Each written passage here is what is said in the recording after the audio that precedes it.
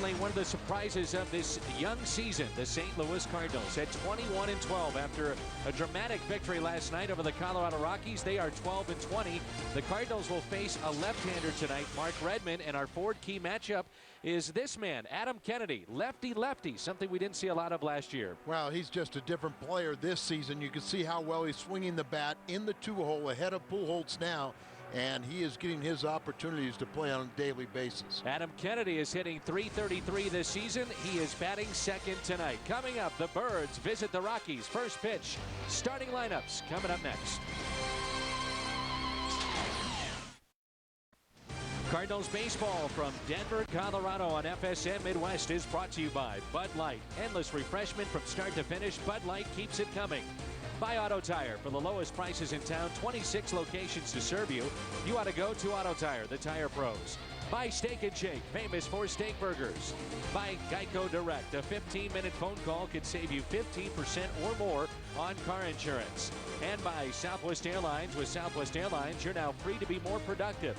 Visit southwest.com today. What a job Tony La Russa and Dave Duncan have done so far this season. The Cardinals check in with the best record in the Central Division. They are 21-12.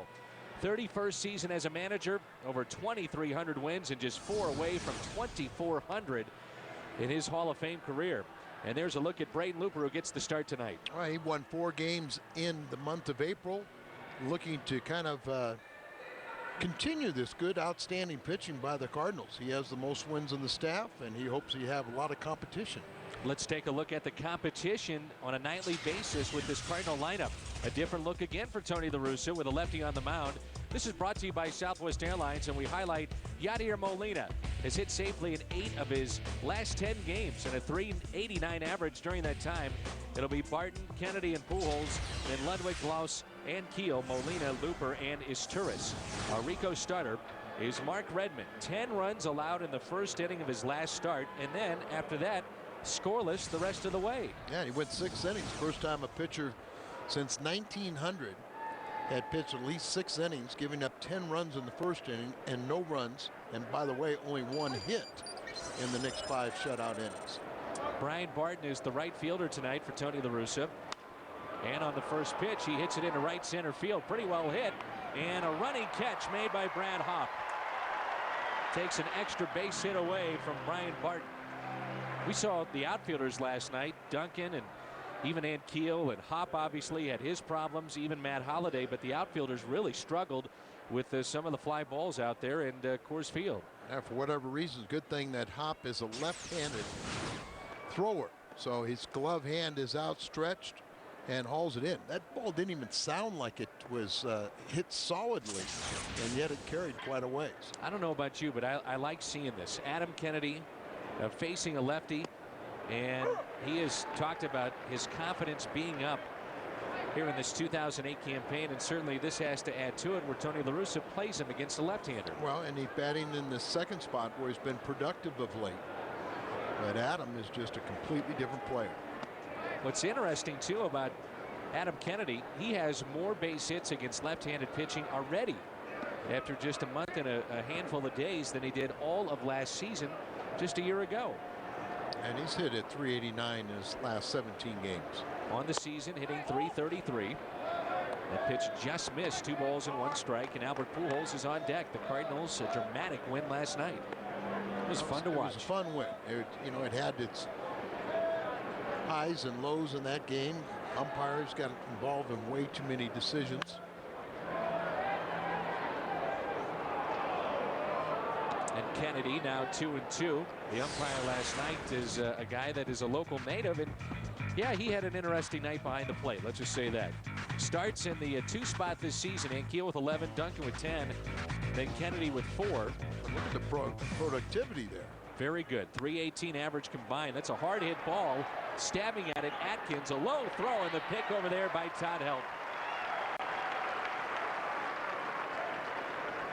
This is not known as a great defensive team, especially the infield, but Holliday, Tavares, great speed in center.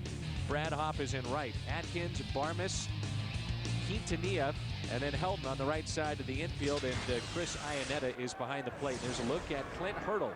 7th season as a manager. It is early, but Clint Hurdle's defense has been very good this season. They only have 14 errors. Cardinals have committed 15. They're still among the top group of defenders.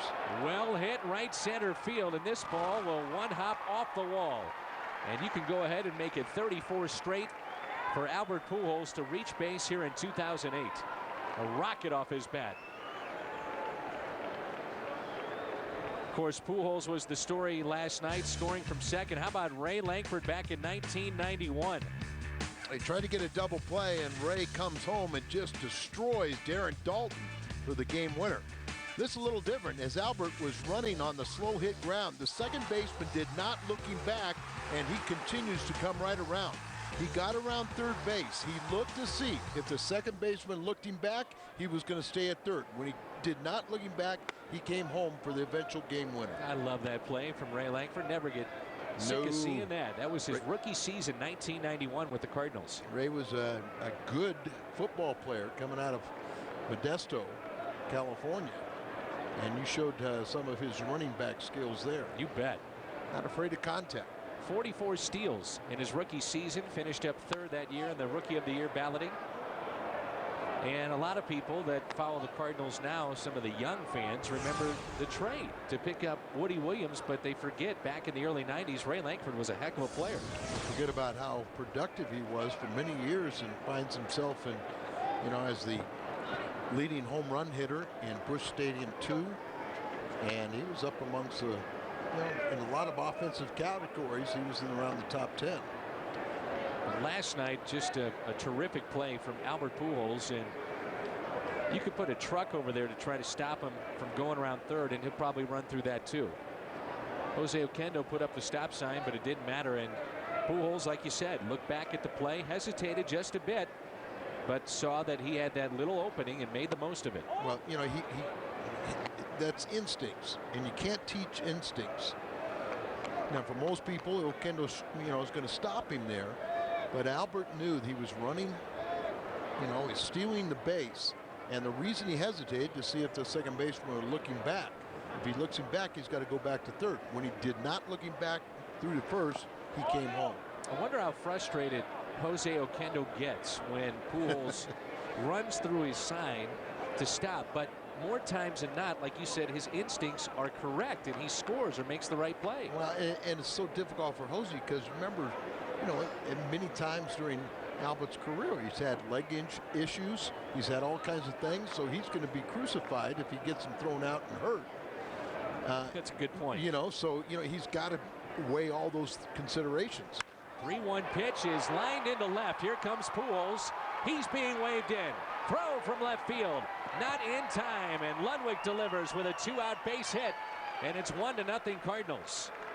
And Albert is limping a little bit. Remember, he had that sore back, but I know that you talked to him before the game, and he was stretching his back as he dove back into second base last night on a pickoff play. It was late in the game, and he told you he felt fine. Yeah, here he's going to be waved home. And Albert chugging along right there. Yeah, he's always going to tell you he's fine, but, he was, getting extra attention and stretching by the trainers. Well, I was at the ballpark and inside the clubhouse very early this afternoon, and he was getting extra treatment in the training room on that back. But good to see him in the lineup. And it's a double and a single, and now Troy Gloss. First pitch is a strike. The Cardinals here in these first innings have just dominated the opponent. They have only allowed 3 first-inning runs, and yet they have scored a bunch. And one of those was last night. They've scored 20 to the 3 that they have given up.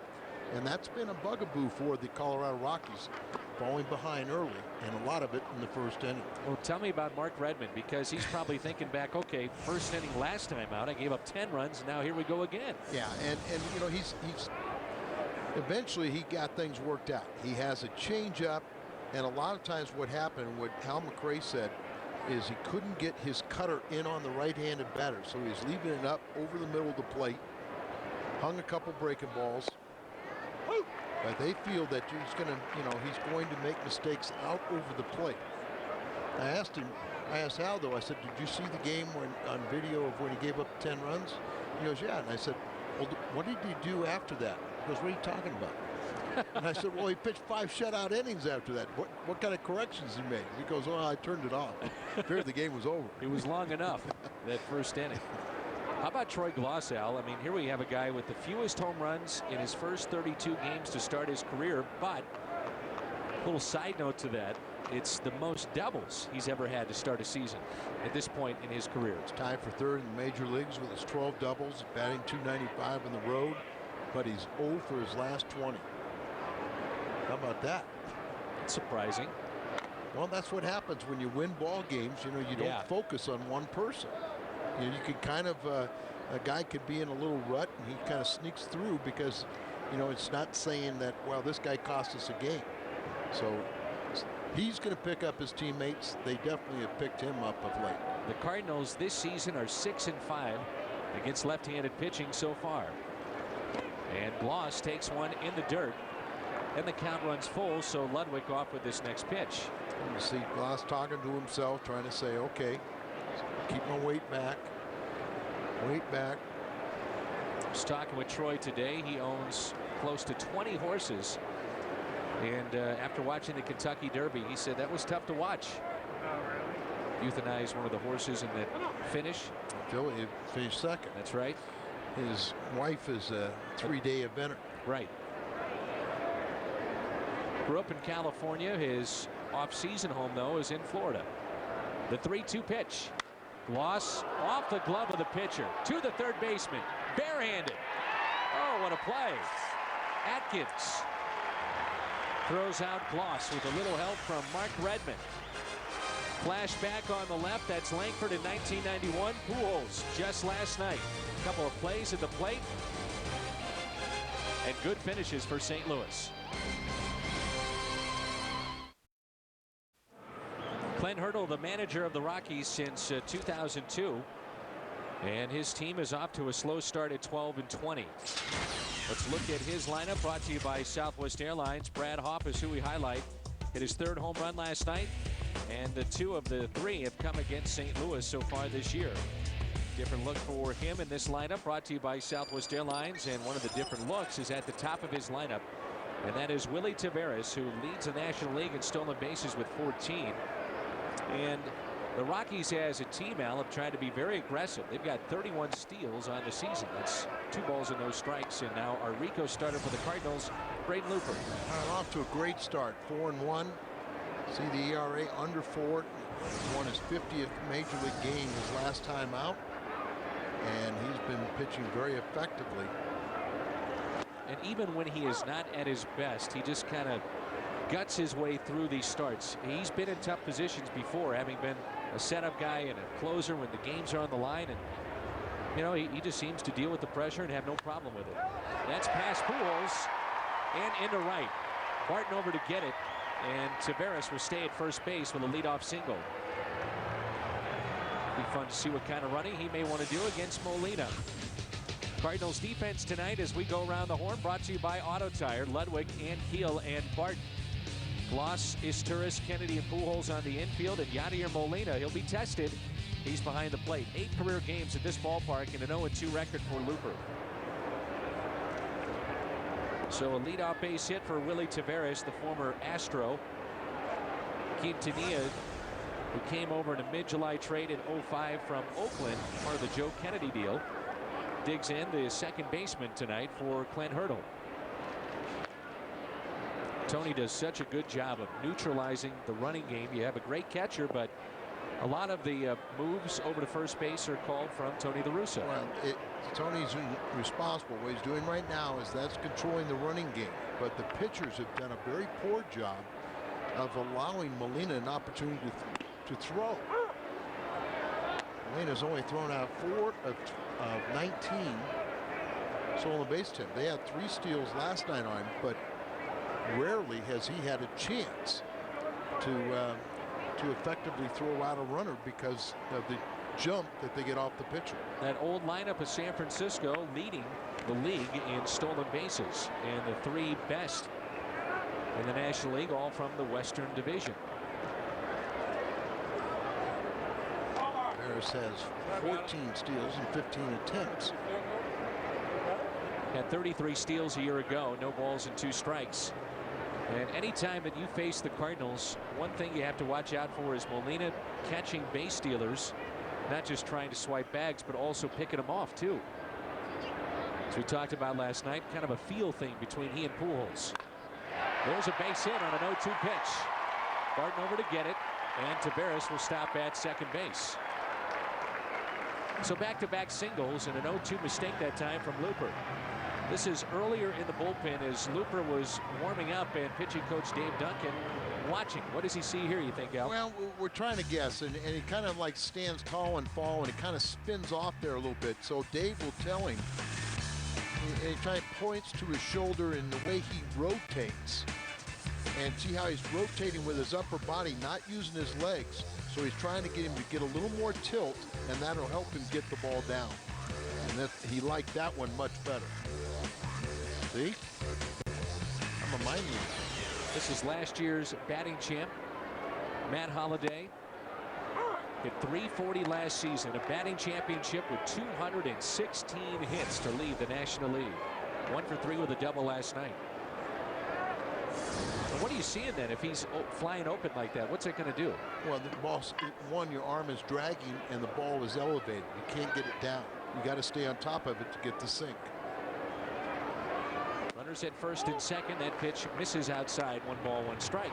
And I think Looper also was maybe really paying too much attention to Taveras and not enough attention to the location of the pitch to Quintanilla, and got the ball up, hit the line drive over second base for the 2 hits. Saw a double steal last night by the Rockies. That's a ball inside.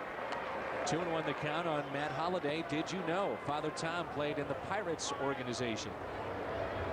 Well, you get a lot of second-generation young men that find themselves in the major leagues or professional baseball. Taught the game from their fathers. The 2-1 pitch. And Looper credits a lot of family members for being where he's at now in the major leagues. Sure. A lot of the players from my era, it was really their wives that taught their kids, because the dads weren't around.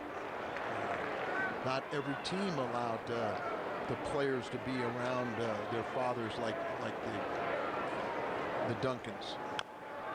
Chris and Shelley were, like we were talking last night, grew up at the Oakland Coliseum with their father.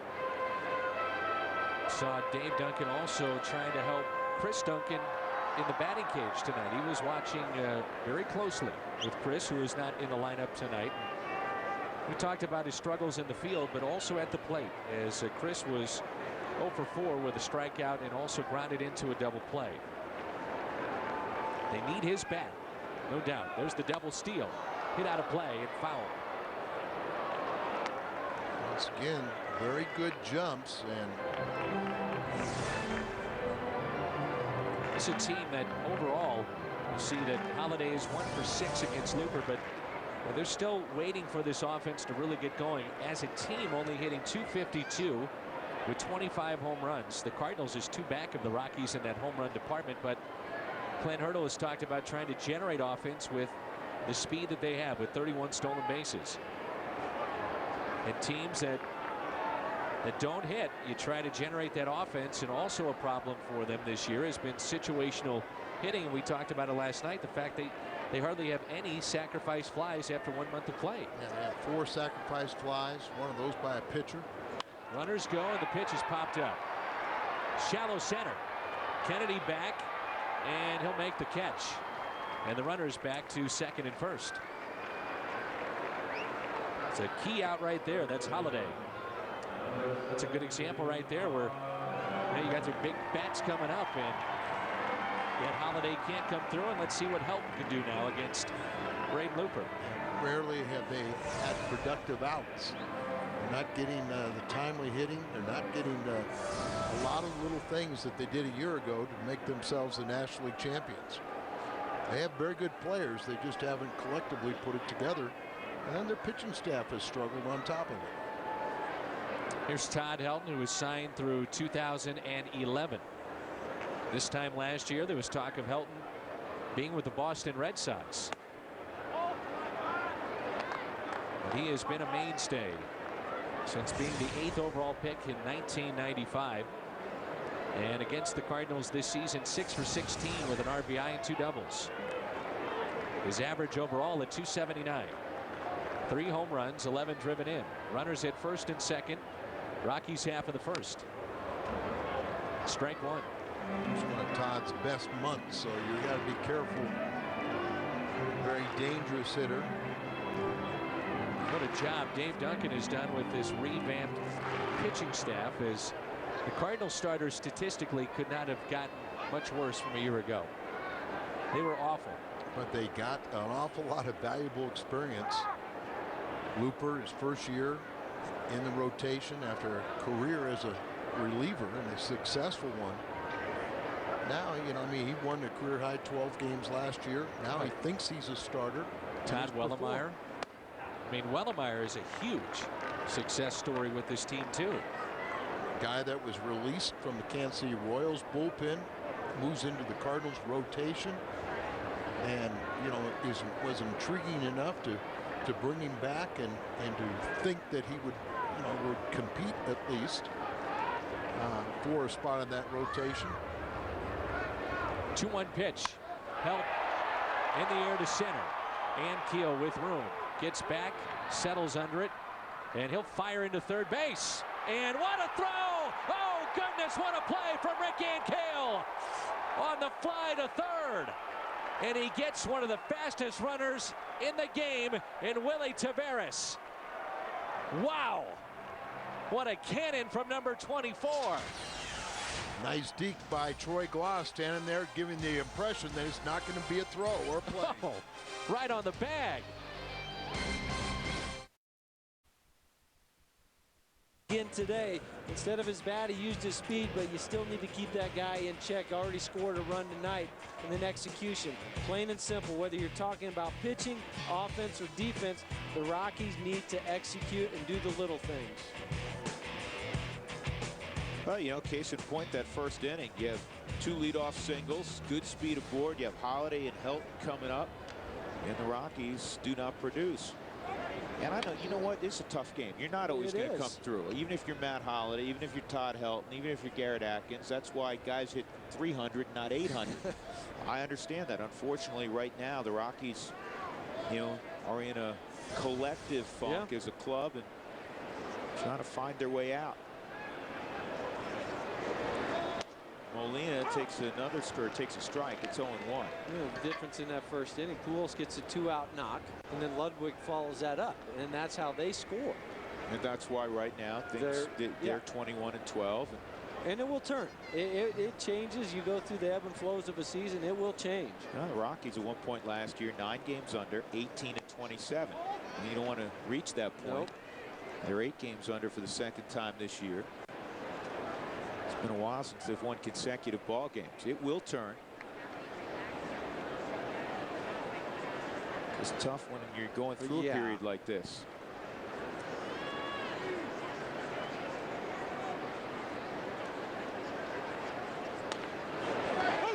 Nice pitch. 1 ball, 2 strikes. And Molina, this is interesting. The Molina brothers in the National League. Of course, Jose. Well, we apologize to our viewers back home in St. Louis, throughout the Midwest. Little transmission trouble, but we're back. 1-2 pitch to Molina. Slowly hit towards third. A double play ball. 5-4-3. And when I said earlier that the Rockies, struggled defensively, we had talked to some of their people that felt that some of their infielders had really been fighting it as of late, and minus Troy Tulowitzki, you feel you take a step down. But this was a team statistically a year ago that was very, very good. Right, and that was kind of surprising. Their team has kind of really transformed. Now they have the running game. Their defense is so much better. The pitching staff was a factor. But now their pitching staff is a factor by walking so many. Hasn't transpired in this game yet. Here's Braden Looper, the Cardinal pitcher, is batting 8th again tonight. 2 balls and no strikes, and what a play from Rick Ankiel. I didn't think he had any chance to get Willie Taveras tagging up from second to third as deep as that ball was hit, but Ankiel, no problem. That ball is laced into left center field, and to the wall it goes. Looper on his way to second base, and he'll stop right there. A 2-out double for Looper, and it brings in Cesar Izturis. But back to the play by Rick Ankiel in center field. He doesn't have to think like when he was on the mound. Just catch it and throw. Well, there's a couple things that happened right there. Taveras, as you said, 14 steals, and Ankiel winds up and fires a strike.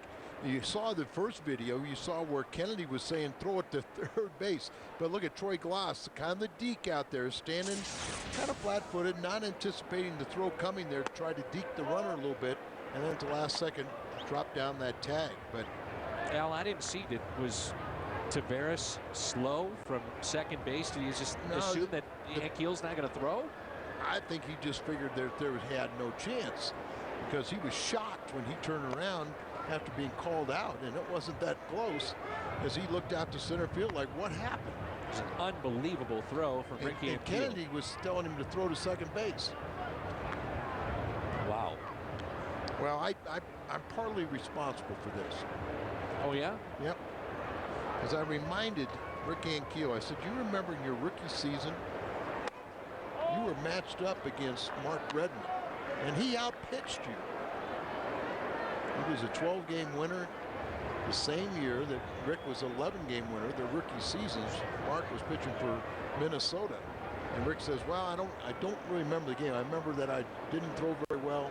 I felt terrible in the bullpen. So he's decided that he's going to beat Redmond tonight. Well, his arm is still one of the best in baseball, even though he's not on the mound. And you know, Al, I think there's a lot to be said for the fact that he doesn't have to worry about pitching every fifth day, and he just goes out and plays, you know, just relaxes, and it's reactionary for him. Catch the ball, throw it. Yeah, and that's why you could sit there and he could throw strikes all day as an outfielder, because he's not thinking about it. And he also had that little swinging bunt that he beat out too. Cardinals with 3 base hits. Check that, 4 base hits. Next to Izturis, off the shortstop, Barmes and into left, and Looper will score. So another 2-out base hit RBI, and it's 2-0 Cardinals. Izturis is starting to contribute. You know, that's a 7-game hitting streak for him. During that time, better than .350, and the Cardinals add to their lead. Barmes just wanted no part of that, as instead of squaring up to it, playing it in front, to where if it takes a bad hop, it goes off his chest, played to the side, and it goes into the outfield and gives the Cardinals a run. Here is Barton, who flied out to right center first time up. Getting a start in right field. 2 for 2 against the Rockies. That opening series in St. Louis. On base percentage over .400. The start of play tonight. He's done an outstanding job as a pinch hitter. It's been one of the Cardinals' best with 5 pinch hits. And that's one of the league's best.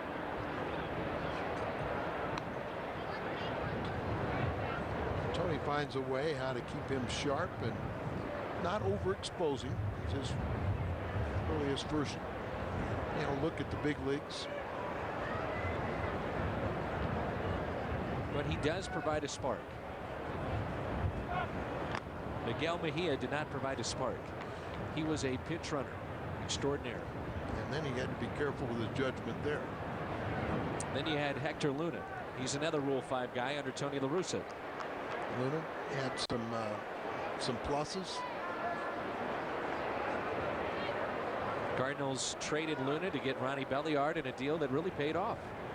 Belliard made one of the top plays in that 2006 postseason run. That's well hit, and it's off the top of the wall. It just carried. Izturis will score, and Barton delivers with 2 outs, and it's 3-0 Cardinals. It's another ball just like his first, where I didn't think it was going to carry as far as it did, and it just kept on going. But we saw at times in spring training that the ball jumps off of Barton's bat, and 3 hits in a row here at the end of your order is padding the lead. So it's the 4th hit of the inning. What saved them is the double play off the bat of Molina. Now we talk about his speed, but you stand next to Brian Barton. His upper body is pretty well put together. He's a big guy up top. And let's take a look at the Firestone Major League leaders in hits in Boston at 332, but the Cardinals fourth best, tied with the Dodgers at 310. Look at Hal McRae, the Cardinal hitting coach. Good start for St. Louis tonight. And that was coming in, and they already have 6 hits here in the second inning. So a runner at second base. Here's Kennedy facing a lefty tonight. Jim, what about this 2-hole in the lineup for Tony La Russa? Yeah, it's been a great year for Adam Kennedy, but particularly in the 2-hole coming into tonight, Dan, when he's batting second in the lineup, 6 for 12 with 3 walks, 3 RBIs, and 3 runs. I said, is there a different approach when I talked to Kennedy when you're batting second? He said, not really, but when you're hitting in front of Pujols, you have more responsibility. Maybe you focus a little more, Dan. The 0-1 pitch. Thank you, Jim. And Adam Kennedy coming off his worst season a year ago. Hit just .219. His Geico quote, Darren Erstad was the best number 2 hitter I ever saw. I watched him with a purpose, hoping I could emulate him in that spot. Darren Erstad now with Houston, and those two were teammates in Anaheim. Here comes a 1-1 pitch. Kennedy takes it low and away.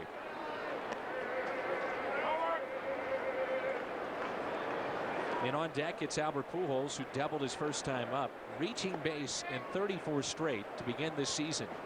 The most since the following 3 players did so in 1999. Gonzalez, Thome, and Derek Jeter. Derek Jeter did it 53 straight back in 1999. 05, Albert reached base 33 straight. So this is his longest streaks to start a season. And in his rookie year, at one point during the course of the year, he reached base 48 straight times. Redmond is pitching for his life in the rotation for the Rockies. Slicing down the left field line and foul. Relies heavily on that changeup that he possesses. But he is struggling tonight, no doubt. 34-year-old left-hander, his 14th professional season. Second with the Rockies. First-round pick, 13th overall by Minnesota back in 1995. Redmond won 12 games in his rookie year. His career high is 14 and 03 with Florida. Very good in that Marlins championship team. There's a base hit into left. Off the bat of Kennedy, and Barton will score. All the runs tonight for the Cardinals scored with 2 outs. It's 5 hits in the inning. And activity now in the Rockies bullpen.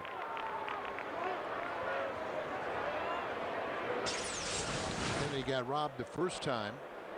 But here, going with the pitch away, guiding it towards the left field hole. And Barmas just couldn't come up with the range to get to it. Just beyond his reach. And another 2-out base hit. That's 4 consecutive hits. 5 hits in this inning. And 7 hits already in the game. If you're the Rockies, this is, even though it's early, this is a real crucial part of their season, because Arizona is running away with their division despite the fact that they lost last night. They've lost 2 in a row, but Colorado is already, Al, 9 games back, and Los Angeles has really picked it up. They just took 2 of 3 against the Rockies over the weekend. They trail even San Francisco. San Diego is tied in the cellar of this National League West. Both these teams, Colorado and the Padres, with 12 wins. Yeah, they're talking about the worst, tied for the worst record in the National League. The defending National League champions. First pitch to Albert Pujols. It is a strike. Pujols a double to right center field his first time up. Came around to score on the 2-out base hit by Ludwig. 4-0 St. Louis. Wind is really whipping as there is rain in the forecast, but we thought it should be later tonight. And the next 2 days are in jeopardy. See the snow back there in the mountains. Another beautiful day today. See what Pujols has done. This is updated with his double back in the first. He is 6 for 12 with a homer. Here comes the 0-2 pitch. Inside. Ludwig on deck. 4-0 Cardinals. The Cardinals with 1 run in the first and 3 this inning. Tries to throw his cutter in on these right-handed batters, and many times he doesn't get it in far enough. He's got a slow breaking ball and his patented changeup. 1-2 pitch. Pujols, a foul tip held on to by Iannetta. He strikes out. And that's the first strikeout for the lefty tonight. Looper has been given a 4-0 lead. Hilton St. Louis at the ballpark is the only hotel that gives you home field advantage and an extraordinary experience for Cardinals baseball. Number to call is 421-1776 for hotel and ticket packages. So 4-0 lead for the Cardinals here in the bottom of the second. Garrett Atkins, Brad Hopp, and Chris Iannetta for the Rockies. And it's quickly 0-2.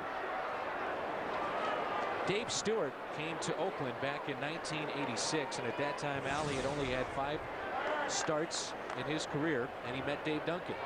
And the rest is history. Dave Stewart was outstanding, and you have to start to give Dave Duncan a lot of credit for what's going on right now with this team. Well, yeah, Dave Stewart was a guy that was the 9th, 10th man on a 10-man staff, and kind of a journeyman.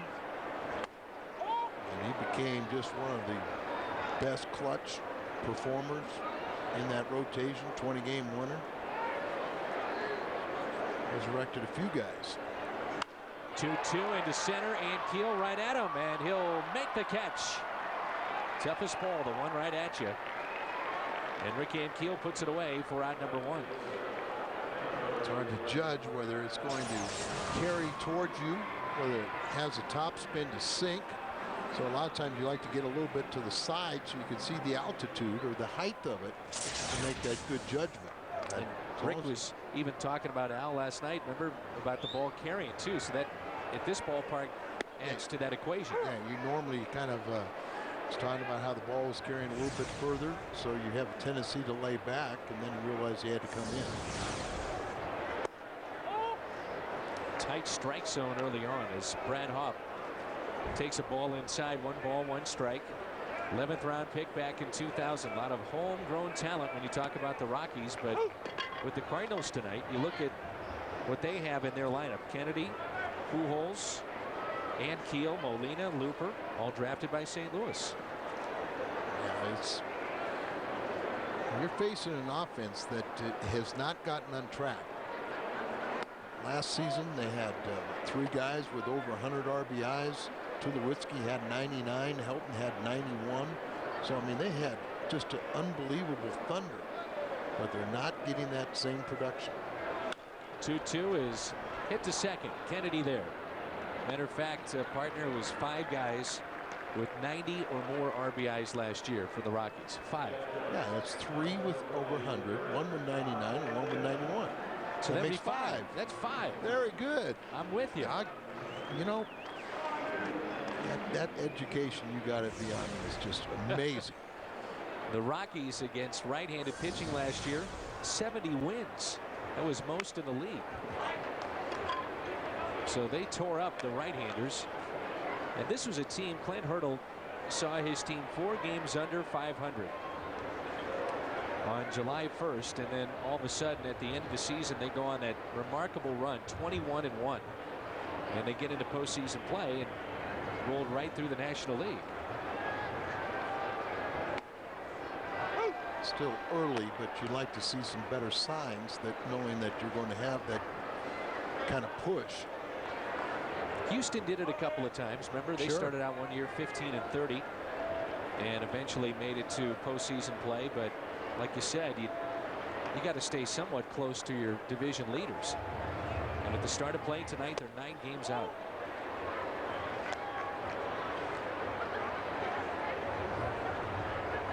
Seen Looper go in and out. He's much more efficient this second inning than he was in the first. And that's a swing and a miss by Iannetta and a strikeout. First of the night for Braden Looper. The Platte River here in Colorado. Gorgeous night. It's 4-0.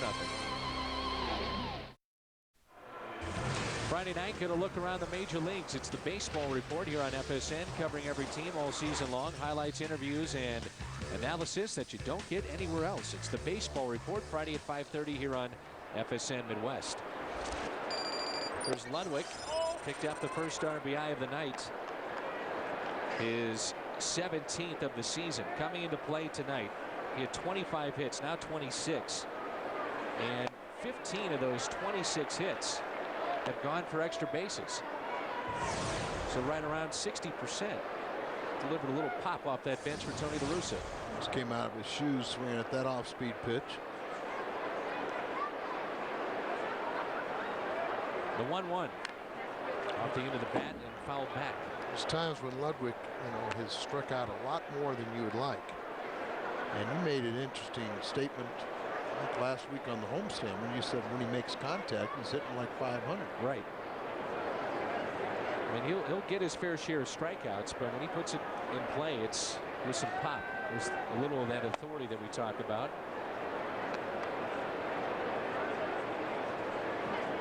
No Duncan tonight, so Ludwig is in left field, and Chris Duncan, 74 at bats, only 2 home runs, so struggled in the field last night and also a little bit at the plate so far to begin this season. And remember, you got the left-hander on the mound, so it's 3 consecutive nights too. Do you see 2 more lefties right after this? Jeff Francis tomorrow against Wainwright. That'll be a great matchup. 3-2 pitch to Ryan Ludwig. Pulled foul. And Wainwright going for St. Louis tomorrow. Cardinals were pretty cautious with Wainwright in that last start, coming off 126 pitches against Houston, and then a very effective start again against the Chicago Cubs, the one right after the 126. He was in line for the victory. That slipped away, but then the Cardinals ultimately won it. Last night it was Joel Pinheiro. He struggled, and with more on that night, let's check in with Jim. Well, Dan, Chris Duncan had a rough one in left field, and when Pinheiro came out of the game, the folks watching at home might have thought Pinheiro was glaring, that's a foul ball, at left field and Chris Duncan. And so I asked Joel about that today. I said, were you shooting him a look, because obviously it wasn't his best effort in the field last night.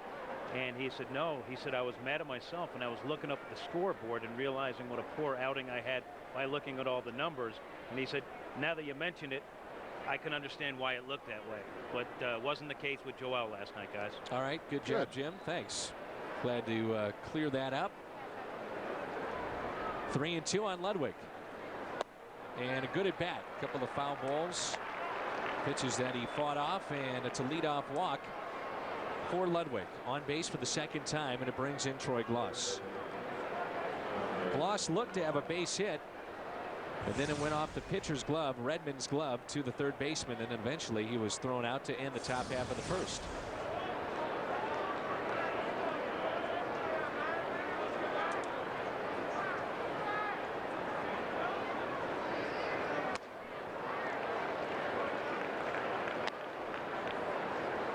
The first pitch is swung on and missed. 4-0 Cardinals here in the top of the third. Cardinals have already picked up 7 base hits. 3 of those have been doubles. And the 0-1 is hit down the left field line, and this ball is foul. 0-2. And when you're in a slump, you hit a ball on the nose, you'll pull it foul.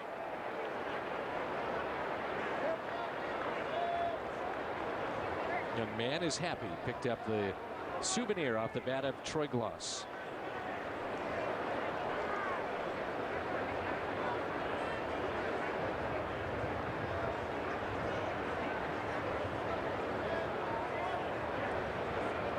Oh, 2 pitch to Troy. Wasted outside. What's frustrating for the Rockies is not only their start, but they gave out some pretty big contracts to young players, and right now no return. Manny Corpus was their closer, gave him an extension in spring training. Tulowitzki gave him $31 million. He's out with a tear in his quad.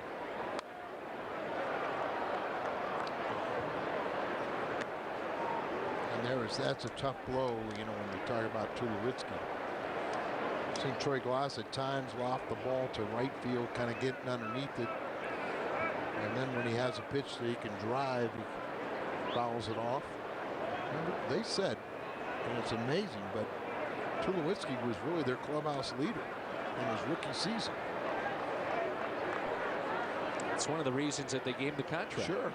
How he handled himself off the field. They felt it wasn't a risk. Got off to a really poor start. But with a young player like that, I don't think you worry that much. I mean, it's just a time of adjustment. It's a long season. And he had just a terrific season a year ago. Clint Hurdle, 2-2 into right center field. Ludwig will make the turnaround second. He'll stop there. And a good piece of hitting as he goes after that pitch that's down the way. 8th base hit for the Cardinals. And Sunday, it's the groundbreaking show that earned 4 Emmy nominations for combining sports and science. Returns this week at Sports Science, and it's this Sunday at 9 only on FSN Midwest. That breaks an 0 for 21 streak for Troy Glass. Rick Ankiel on that play by Pujols to score picked up the RBI. It was a game-winning RBI last night for Ankiel, his 7th.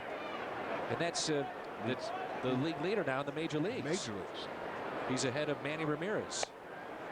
A sweeping breaking ball and a strike. And for those of you that have just joined us, Rick Ankiel with one of the top throws of the season as he caught Willie Taveras trying to tag up from second to go to third, and it was in deep center field, and Ankiel threw him out. Down the right field line, and this is pulled. And it's hooking foul. Home run distance, but pulled foul. And here's the play that we're talking about. Taveras out at second base has 14 steals, so one of the fastest guys in the league. See him out there deep, just rears back, throws him out. Troy Glass applies a tag, and look at Taveras going, what happened? That's the best part of the highlight. Looking back at Ankiel and thinking, you got to be kidding me. Hey, Dan, with all these base hits right now, you think we might see somebody do what John Mabry did here a few years back? The cycle, right? All right, he did a natural cycle, single, double, triple, and home run. 0-2 pitch, and Keel just got a piece. But the 7th game-winning RBI last night for Rick Ankiel. And people ask us about the biggest surprise of the first month of the season, and you know, most people that we talk to from the outside looking in say, well, what about this Ankiel? This is unbelievable. We take it for granted what this guy has been able to do. And still getting used to big league pitching and doing it, playing a very tough position, center field. And misses outside. 1-2. What was your biggest surprise of the first month? Pitching staff, I guess, comes to mind, huh? Sure. Pitching staff, the way they just did such an excellent job with starting rotation. There's 2 guys I think you can look at that really have solidified this team, and one of them is pictured right there, and that's Cal Lowe's. When they got him, it just stabilized the starting 5, and then the other guy is Cal McClellan and the job that he's done in the bullpen. Can't argue with either one of those. Swing and a miss. 74-mile-an-hour pitch. And how about Skip Schumacher? As much as we love to watch Eckstein play, but people, forgotten about that with the kind of start that Skip Schumacher has had. Yeah, he got an 0 for 16. Ron Vallone has been outstanding. Jeff Murphy, nobody can catch those arms better than the Murph. Willem Irons contributed. I mean, everybody's contributed, and that's what happens. That's why you look at it and say, okay, Mulder or anybody like that, where are they going to play? Molina out to deep right. Ludwig will tag up from second base on his way to third, and it's cut off. By the way, I spoke to John Mozeliak about a half hour before the first pitch, and he is watching a game tonight, but we asked him about Mark Mulder, and he said At this point, Mulder is headed back to St. Louis. He'll meet with George Paletta tomorrow. And I asked him, I said, well, what's that mean for his next start? He said, it's up in the air. Would he go to extended spring? Would he be a guy that joins the club after his 30-day rehab? And he said he doesn't want to jump to any conclusions at this point, but he'll wait until that evaluation by George Paletta. For those of you that didn't watch the pregame show and you weren't privy to our conversation with John Mozeliak, Mark Mulder complained of a little bit of a shoulder fatigue after the ball game last night, the latter stages of that game. So at least at this point, not good news for Mark Mulder.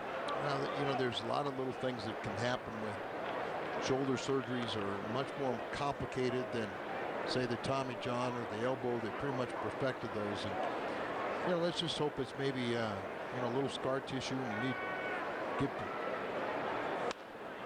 Looper with another base hit. This one into right. And Looper with his second base hit of the night.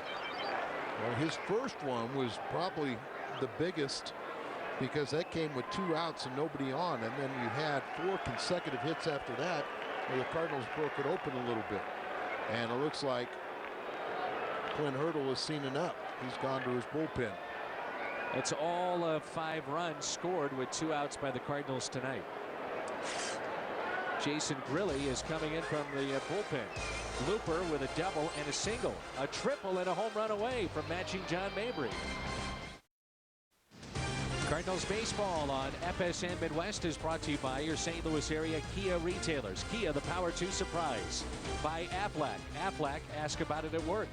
And by Bank of America, the official bank of the St. Louis Cardinals.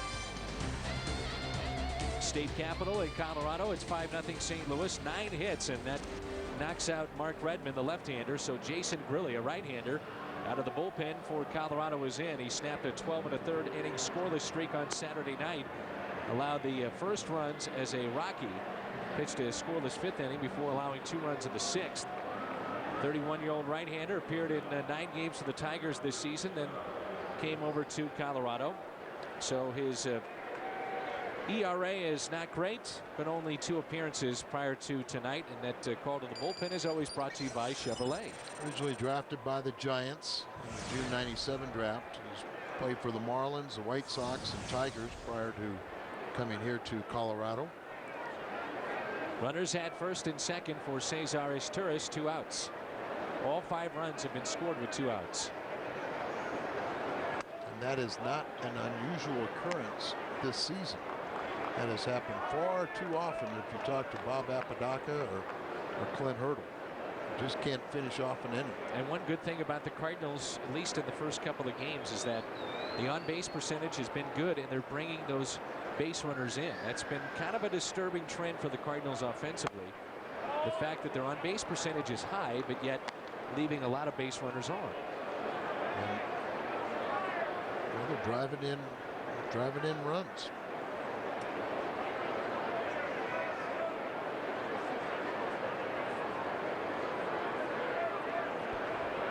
Two 2-0 on Cesar Izturis. Slaps one foul. You look at the finish for the Rockies, the greatest month plus that they ever had, and you know, it was something that any team would sit there and say, we're playing out of our minds right now. And certainly the Rockies did that. Everything went right for them. They pitched, they hit, they fielded. Dramatic wins. But now they're back to where a lot of people expected them to be at 12-20. Except the Rockies fans and the Rockies team.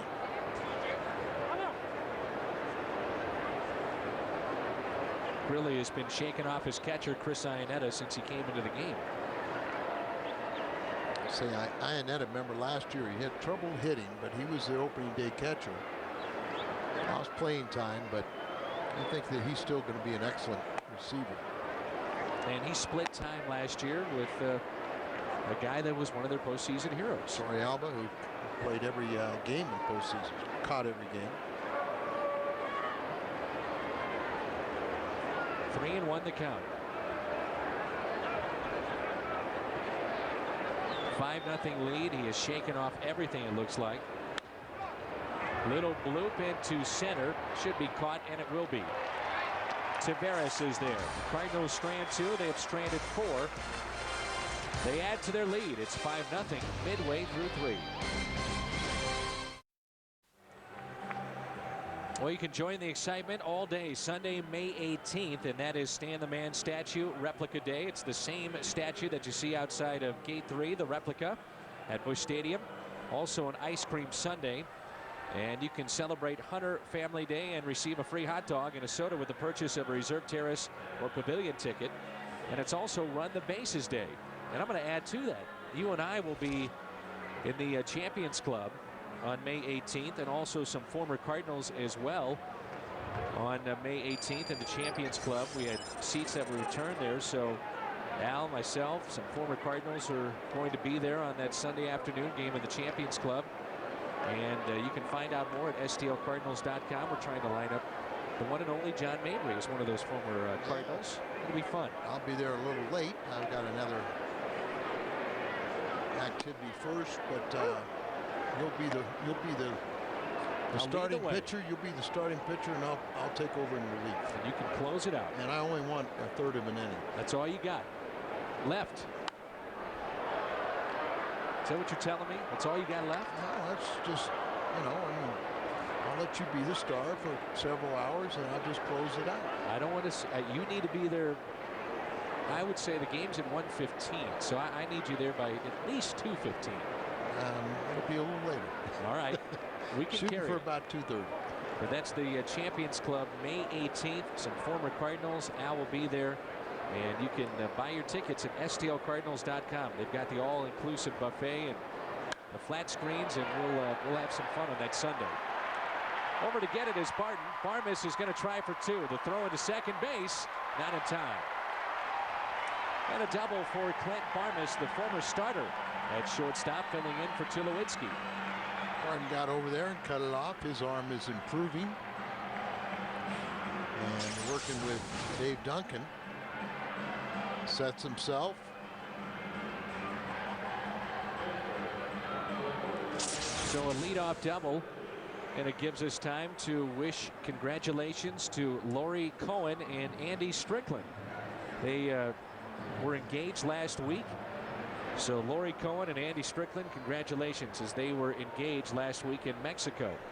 Andy works at radio station 1380 in St. Louis and hopes to be married within the next year, but they're engaged. Bloss will throw to first. Covering is Kennedy, and the sacrifice is good.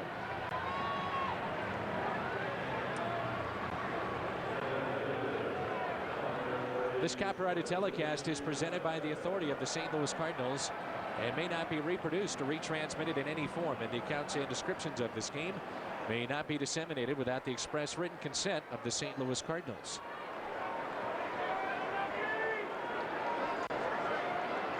Top of the lineup, here's Willie Taveras with 1 out. He singled his first time up and then was thrown out at third. Best friend, Orioles outfielder Luke Scott, taught him English. Those two were teammates in Houston. Who taught you Spanish? Or was it just because you were around it? You picked it up. There was a manager of the Wasabi, Alcandaneros de Wasabi, was a bird dog scout for the Cardinals, and he arranged that I lived with a family. He was also staying at that same house, and they had young girls, and sit at the table. And broken bat hit to short is Turris. We'll throw to first and get the out. Pick up an ashtray, and I'd say ashtray, and they'd say Sinicero. We just kind of taught each other some of the language, but really I learned my Espanol in the calles de Mexico. Now, with our Cardinal players, will you talk Spanish with them? I talk Hungarian with them. So they truly have no idea what you're talking about. And there is Tony La Russa. He is bilingual, of course. This day and age, good thing to be. All the Hispanic players in the game. It's Turris over to Pujols. RBI for Taveras, his 4th. and the Rockies get on the board. Well, Saturday, tune in for an in-depth look at Big 12 spring football. Our block schedule begins Saturday at 7:30. Break down each team into 30-minute shows, give you a behind-the-scenes peek at the season ahead FSN Big 12 Spring Football Series. Saturday, right here on FSN Midwest. What a year. Mizzou is coming off a Cotton Bowl championship, Big 12 North championship, nationally ranked. You've got the Kansas Jayhawks winning the Orange Bowl. New head coach in Nebraska, Bo Pelini. Kansas State, one of the best quarterbacks in the country, some believe, and Josh Freeman. So you can see it all this weekend. The spring football special this weekend on FSN. It was fun to watch. What did this fall with Mizzou and what they did? Even Illinois, too. Sure was. Illinois made it to the Rose Bowl. Love to have those teams force us to go down there and watch them play like we used to do in the 70s. Early season showdown at the Dome. Mizzou and Illinois this year. And there's a swing and a miss by Barton, but he's going to reach with his speed. Throw is not in time, and Barton strikes out but reaches base for the second time tonight.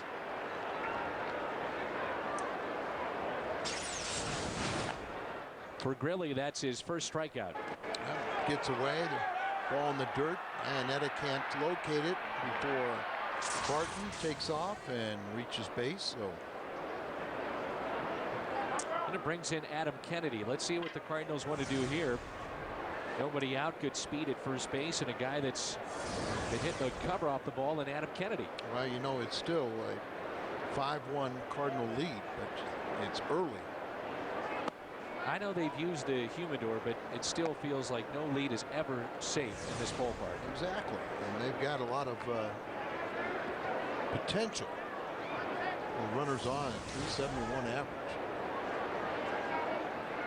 Barton, a nice lead at first. Not running. The 1-0 pitch is taken for a strike. Kennedy tonight, an RBI base hit in the second. He also grounded out to third. He's hit the ball both times to the left side of the field. With Helton holding on Barton, he may get a pitch that he can pull and hit it into right field.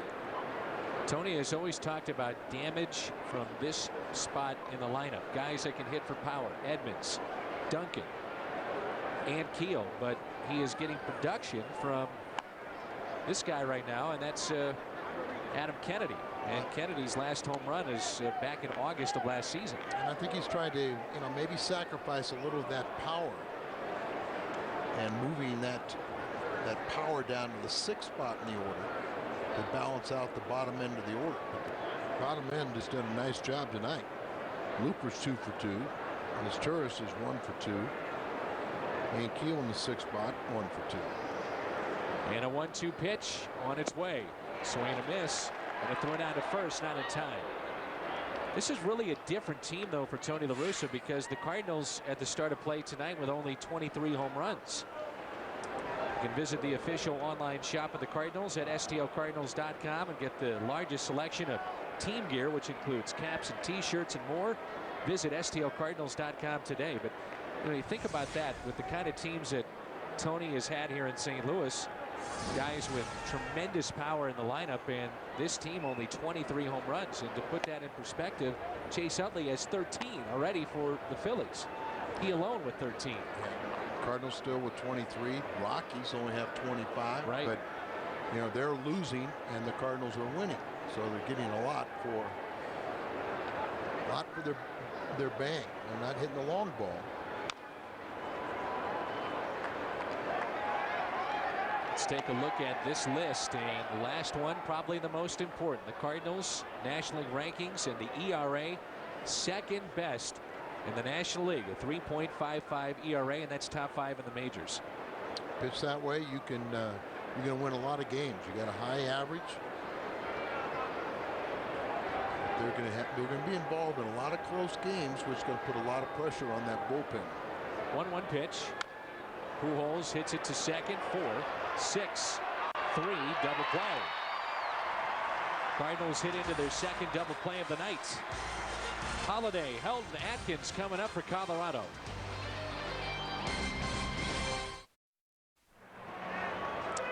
Cardinals baseball and a 5-1 lead for St. Louis.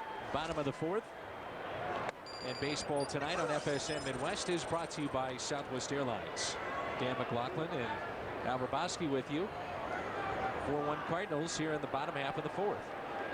Holiday, Helton, and Atkins, heart of the lineup for the Rockies. Al, it was 10 years ago. Kerry Wood.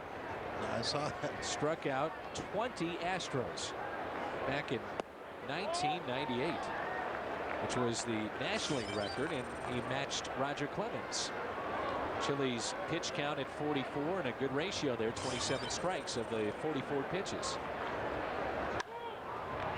And a high fly ball out to right. Brian Barton over near the line and makes the catch. And at that time, you know, the Cubs are thinking, we've got the preeminent starter in baseball, but injuries and Tommy John surgery, and now Kerry Wood is the closer for Chicago. Wood and Pryor. Yeah. And I thought they had something and just kept on waiting. And at least they're getting something from Kerry now, as he is their closer. And by the way, Chicago behind Zambrano wins 3-0 at Cincinnati. Milwaukee loses at home to Florida 3-0.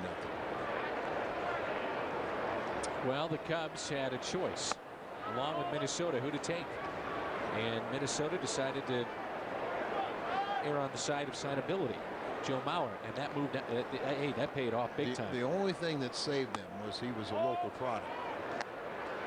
But you know, it's going to cost them $10 million to sign Pryor, or they could sign a high school local talent, and they picked the right one. Helton shoots one foul and out of play.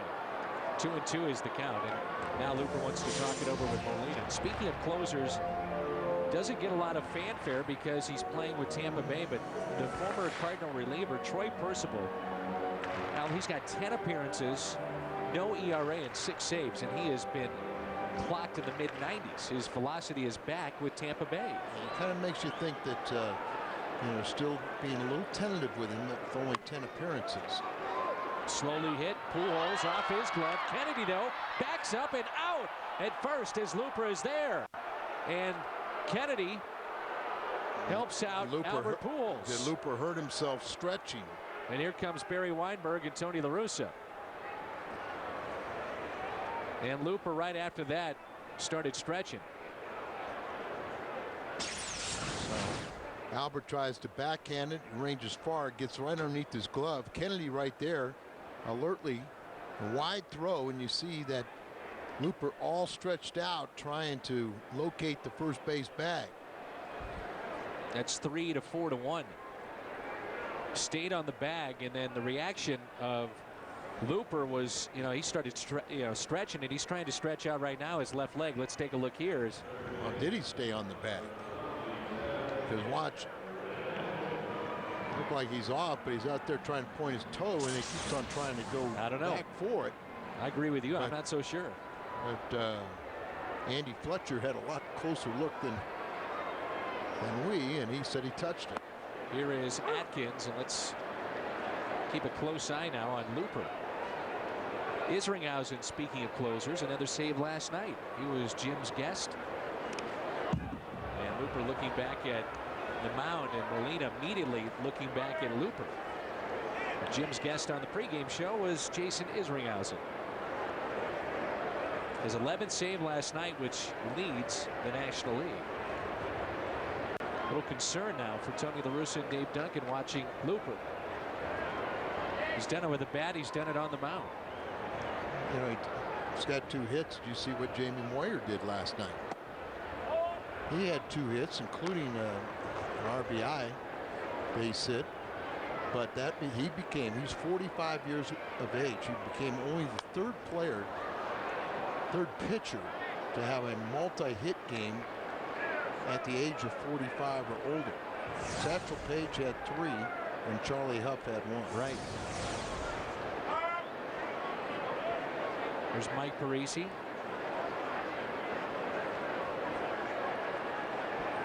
Two-2 pitch. A broken bat lifted out to left and a base hit. Had a nice visit with Mike Parisi tonight, and he was telling me, Al, that he grew up a Mets fan, but once he was drafted by the Cardinals, everything changed in his house. His parents went all red. Banners were all Cardinal red. All the Mets stuff was pulled down. He said they got the dish to watch the Cardinals, and he said he's never pitched on back-to-back nights. Now, he had a good outing last night, 2 scoreless innings. And I said, would you be available tonight? He said, yeah. He said, I feel pretty good. And, you know, even though I have been a starter and all my appearances professionally have been as a starter, no problems. I played catch. I'm ready to go, and that's my role now. That's a lot of times you play catch and just see how stiff you are. But he was impressive. Everything was like 92, 93 miles an hour with his fastball. Very good curveball. And he said he got the ball on the curveball and the strikeout right here. Matt Hergis, Yadier Molina made sure that Parisi got the baseball following the strikeout, his first ever in the major leagues. Let's check in with Jim Hayes. Jim. What a great major league debut it was for Parisi. He said last night before the game he cleared all his text messages and voicemails off his phone. He said when he got back in the clubhouse after his 2 scoreless innings, 43 text messages, 11 voicemails, he answered them all. He said he was just enjoying the moment. That's great. 101 minor league starts, and then his appearance last night. That's right at Albert, and he'll step on the bag. So Hop is 0 for 2. Mike Parisi, his debut last night. We head to the 5th. Ludwig, Bloss, and Keel coming up. We're back, and it's the 5th inning. And let's take a look at our Aflac trivia question. Who are the top 3 career home run leaders by Tennessee-born players? I know number 1 is. Oh, yeah. Pretty good hint right there. You bet. That's Todd Helton, the former Volunteer, who was a quarterback for Tennessee. 306. Steve Finley, 304. And Peter Pinson. Yep, he's at. I was looking very quickly and they wiped it right away. Well, you gotta be quick. You gotta be quick on these. Here is Ludwig. Veda was at 256. You know, Todd Helton and Albert Pujols, just incredible starts to their career. They are joined by Lou Gehrig, Babe Ruth, and Ted Williams. Now think about this. They're 2 of the 5 players in Major League history to have a .330 batting average, .400 on base percentage, .580 slugging percentage in their careers. I mean, you're talking about Gehrig, Ruth, Williams, and then modern day players Todd Helton, and then Albert Pujols. And there's extra bases for Ryan Ludwig. I think a lot of people around baseball are saying, who are these guys? Where did Ryan Ludwig come from? Skip Schumacher? Who are these guys? Well, we saw Ryan Ludwig last season and saw enough of him to know that, you know, we don't mind him in the lineup anytime. And boy, was he good when he came off the bench. As a role player, he did an outstanding job. I go back to Schumacher when, you know, Jim Edmonds was a big endorser of Schumacher, but, you know, Al McRae, the first time he saw him, said, hey, this guy could be he could be a 4th, 5th outfielder. And the next year he improved a little more, and now he's getting even better. Runner at second base, and Bloss takes a pitch inside. I had a conversation yesterday with Skip about Jim Edmonds, and he brought up a real interesting point. Edmonds is off to a slow start this year, but he said, in my mind, this is Skip saying it, I think he's a Hall of Famer. He is going to get consideration for that. I think we both agree with that because his numbers offensively have been very good over the years, and defensively he'll go down as one of the great center fielders to play in his era. Hall of Famer, borderline, I'm not so sure, but it's interesting to hear a peer say that. Yeah, and I think everybody now is going to be, you know, whether you were linked or not, you're going to carry suspicions. And that's the problem with the steroid era. It was a real good cover story in the sports page of the USA Today. On Griffey. Yeah, on Griffey. And then that's one guy, Al, he's closing in on 600, and I've never heard his name mentioned with the steroid era. And it was, he even had some comments in there where he said, you know, he's not blind. You know, he pays attention to what's been going on in the game at that time, but he said, you know, at least I know I did it the right way. Troy Glaus, a swing and a miss on a 1-2 pitch. He is 1 for 3 in this state in baseball history. Right on cue with Rick Ankiel digging in. It's brought to you by Schnucks. Red Sox rookie pitcher Babe Ruth hits his first career home run May 6, 1915. Winds up with 714. The Bambino, the Sultan of SWAT.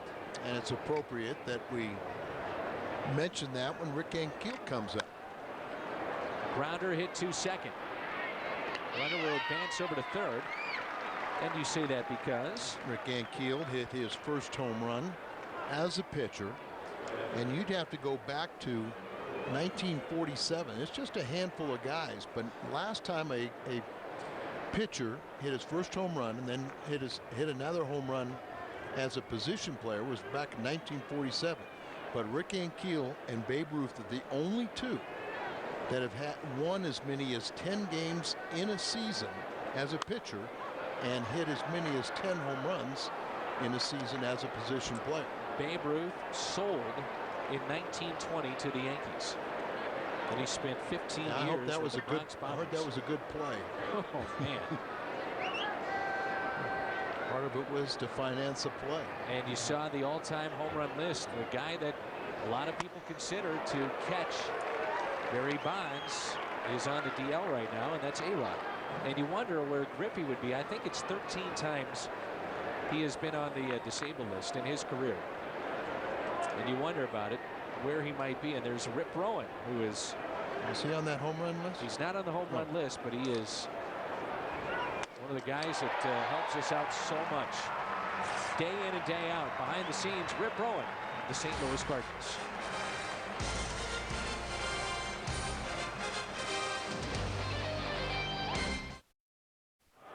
What's on Tap is brought to you by Bud Light, and we have games 3 and 4 on FSN Midwest, and game 3 is tomorrow night. Adam Wainwright against Jeff Francis.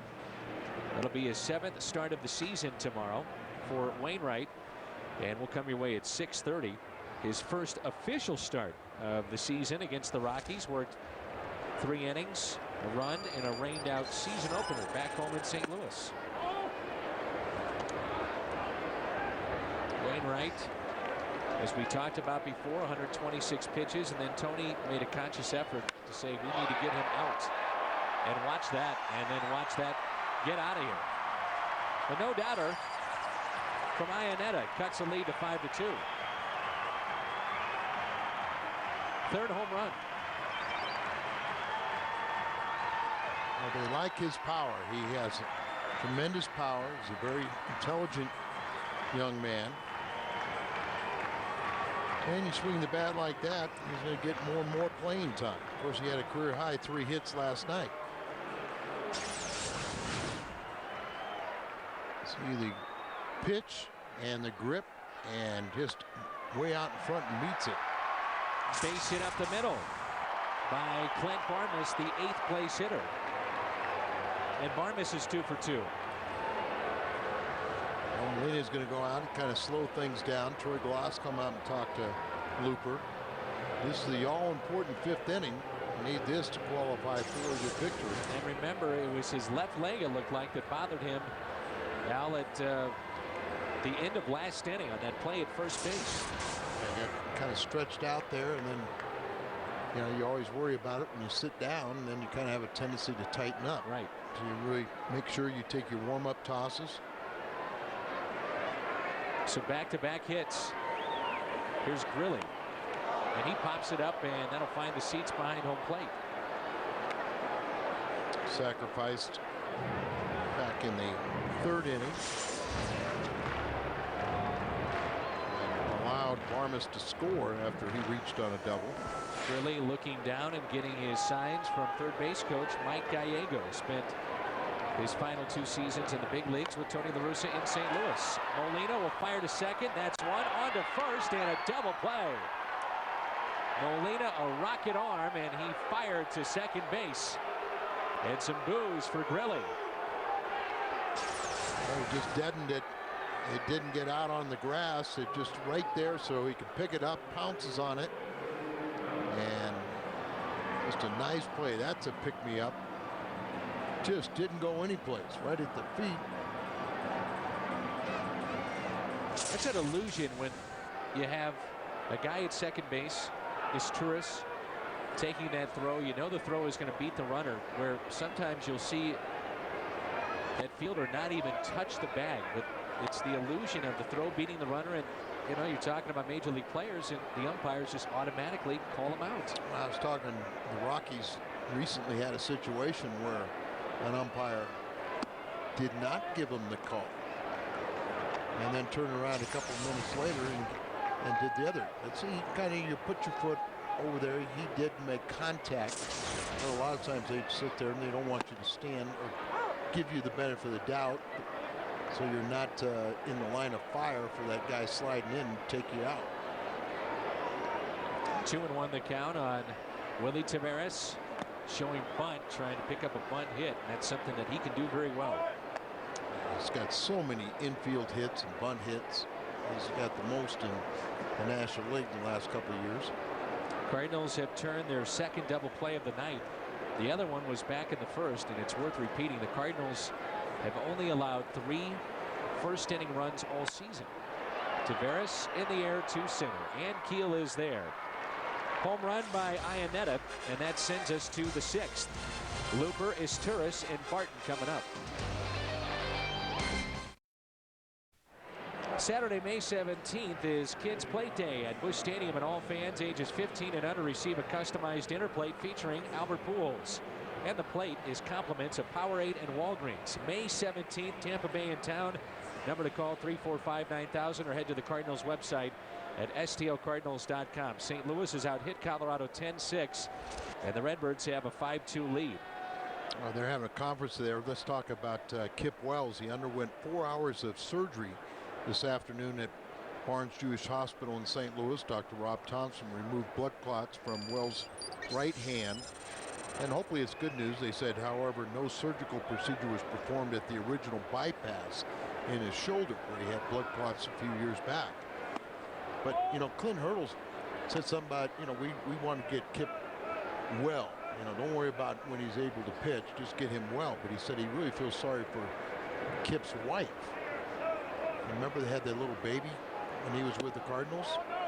Well, she on Friday had spinal surgery where there was pressure that was affecting her vision on her spine. So, I mean, and his wife is pregnant again, so we wish them nothing but the best, the entire family. It would be surprising if he is watching tonight in St. Louis, so we wish him the best. He had a rough year in St. Louis, but off to a good start with the Rockies. He's a good guy, and you know, wish him nothing but the best. No doubt. Thoughts and prayers with Kip and his family. 2-1 the count on Braden Looper. 5-2 Cardinals here in the top of the 6th. Looper has been a hitting star tonight with a double and a single, an RBI, and a run scored.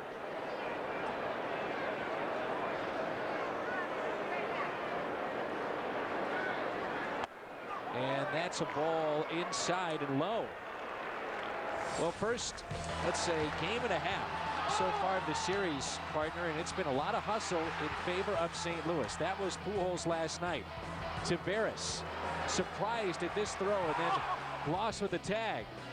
And then this play by Molina. Cardinals have done the little things in this series. And that's why you win. You know, winning doesn't happen just by happenstance. You gotta make, you know, you've got to put pressure on people. You've got to do all kinds of little things. You know, you play team baseball. You give yourself up in order to be successful. And the one thing Tony said, you know, not knowing what this team was going to do, he said the one thing it's going to do is it's going to work hard and play the game the right way. And if you do that more times than not, you're going to win your fair share. Is Turris showing bunt, deadens it, and that is a foul ball. Foul ball. Luckily for Turris. Yeah, because it was just like the bunt that Grilli made. It just stayed right at the plate, but this time one never got in fair territory. Al, I asked John Mozeliak, the Cardinals GM, the other day about the situation at second and third, and Izturis at that time really wasn't hitting all that much. He hasn't hit all that much this season, but he's picked it up the last couple of games. And he said, right now, the way I look at it, we play the hot hand. If it's Brendan Ryan, Cesar Izturis, Adam Kennedy, Aaron Miles. Izturis has a 7-game hitting streak. Right. Batting over 350 during that time. All of a sudden, he's picked it up, and you ride that out, but it's a good situation. And yeah. It's a kind of situation that Tony, I think, loves. Well, it's healthy. I mean, you know, you don't have that every time you go into that clubhouse, other than a couple names, you know that will be up there. Everybody else is kind of you're scrambling for playing time. And so it keeps everybody on their toes. The 0-2 pitch. Up and in to Cesar Izturis. Cardinals with 1 run in the first, 3 in the second, and another one in the third, and they did the damage against Redmond. The starter knocked him out after 2 2/3. But healthy competition, not a bad thing. Outfielders, the starting rotation. Middle infield. And guys, I think that feels secure right now, probably your third baseman, even though he's struggling. But he's locked into a long-term deal. Your first baseman, Pujols, Wainwright, and Molina. I mean, those guys, though, all come ready to play and compete. And you don't worry about the 4 of them either. No.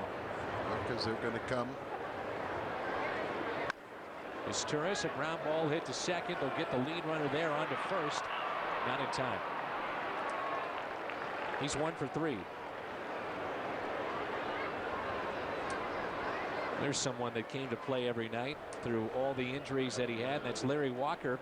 I talked to some of the Rockies people. I said, is it strange for you to see Larry Walker in this ballpark wearing a Cardinal uniform?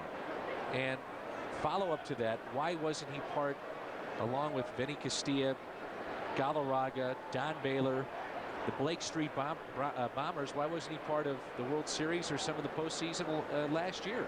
In many ways, he was the face of the franchise. Agreed? Definitely. I mean, Larry Walker's the first person you would think of to represent, to be the face of the franchise. Dante Bichette, the other name I didn't mention. But Dante, came up that same time, but Larry played longer and did more. The Cardinals, when you go to spring training, you've got Lou Brock and Red Shandies and Bob Gibson. The Hall of Famers show up. And I was in Italy during the World Series, but he did not throw out a first pitch. No, right? He did not. That's unacceptable. I was really surprised. I'm sure he was surprised and hurt. I think so too. The Cardinals have extended an open invitation to Larry Walker and Mike Matheny, Mark McGuire. Those guys can come and go as they please. Will Clark, another one. Who's now the Diamondbacks. With the Diamondbacks is his agent, but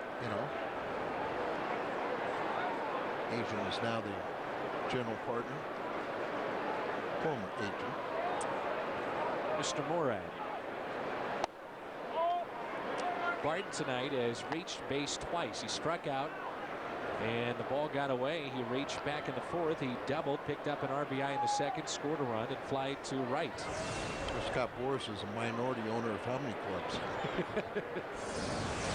And it brings up an interesting point. Kyle Loge is represented by Scott Boras, and a lot of fans have asked me about his future with the club. My response is this: it's early. Let's see if he can keep it up throughout the season. But if he does keep it up, I'm sure the Cardinals would extend him a contract. But he is represented by Scott Boras, and Boras will probably tell him, wait until after the season and see what you can get in the open market. I told him that this past year too. Swing and a miss by Barton. 2-1. Gurley's given them some much needed relief tonight. There's Kyle Loge. Matt Holliday is represented by Scott Boras. Well, sometimes some of the bigger names take precedent, and Jeff Weaver and Lowe, some of these guys like that got pushed aside and didn't have takers until very late. What do you do if you're Colorado? Holiday is signed, I believe, through next season, and then up after that year. If you can't sign him this offseason, I'm not sure you keep him. See what you can get. Big decision for the Rockies. 3-1 pitch to Barton. Foul. Going back to Larry Walker. You know, Larry Walker was part of that great Expos team back in 1994. Team that was 34 games above 500. Pedro Martinez, Moises Alou, Larry Walker, Cliff Floyd, Mike Lansing was part of that team. And they were loaded. Signed as a free agent, though, and wound up here in Denver. A lot of those guys played minor league baseball right here in Denver with the Denver Bears. And if memory serves me right, at one time they had just an unbelievable record. And a lot of those guys from Montreal had an unbelievable record in the American Association. Well, Grillet's just taking his time, so Holiday says, I'm going to grab some more seeds. Working pretty slowly tonight. You need your salt intake, you know. Yeah, absolutely. 3-2 pitch. Fouled away. The runner going. With just one out here in the Cardinals half of the 6th.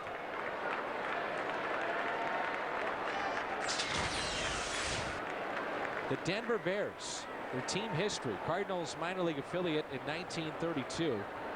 Started in the Western League in 1900. Homes included, Mile High, where the Rockies started.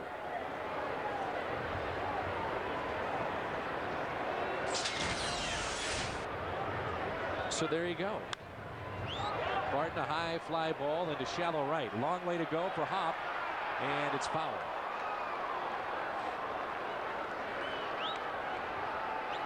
And it's starting to rain.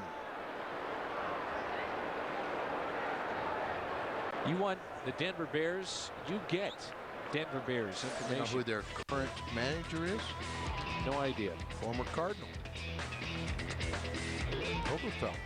Ken Oberfeld, huh? Yeah. That's not Ken right there. No.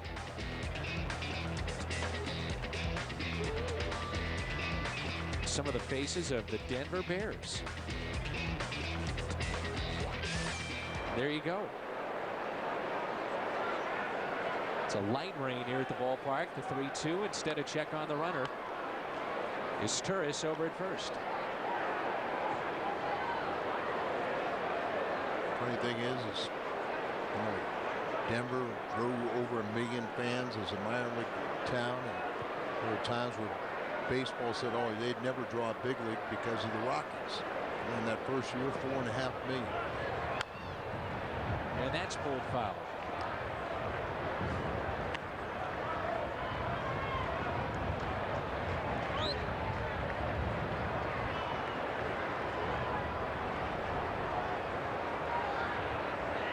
Just a light mist, huh? Well, it's starting to pick up a little bit. The wind a little bit more. Oh, it does snow here in June. We've been snowed out a couple of times here. That's right. 3-2 pitch to Barton. A drive into left down the line, and this ball is foul. This is turning into a long at bat right here. The Pinheiro bat last night was a 10-pitch at bat before he got a 2-run double. A key at bat in the game. Happy birthday to Willie Mays, the Say Hey kid. Want to guess how old he is? Willie's going to be 74? 78. 78? 78. Willie Mays. 660 home runs. Doing that in San Francisco for the most part. How many would he have had if he played somewhere else? 850. Probably right. And the candlestick was not enclosed, and so just sometimes it took a candle to hit it out of there at night. Of course, they played a lot of day games. When I first came in the league, they only played Tuesday and Friday night games in San Francisco. All the other games were during the day. We got to the ballpark and temperatures were nice. It was comfortable. But things can switch pretty quickly here in Denver. It's got cold, windy, chilly, and the rain has started to fall. And this game is a strikeout and a throw him out. Double play. Ludwig, or rather Barton, strikes out Turris, thrown out at second. Midway through 6, Cardinals lead it 5-2.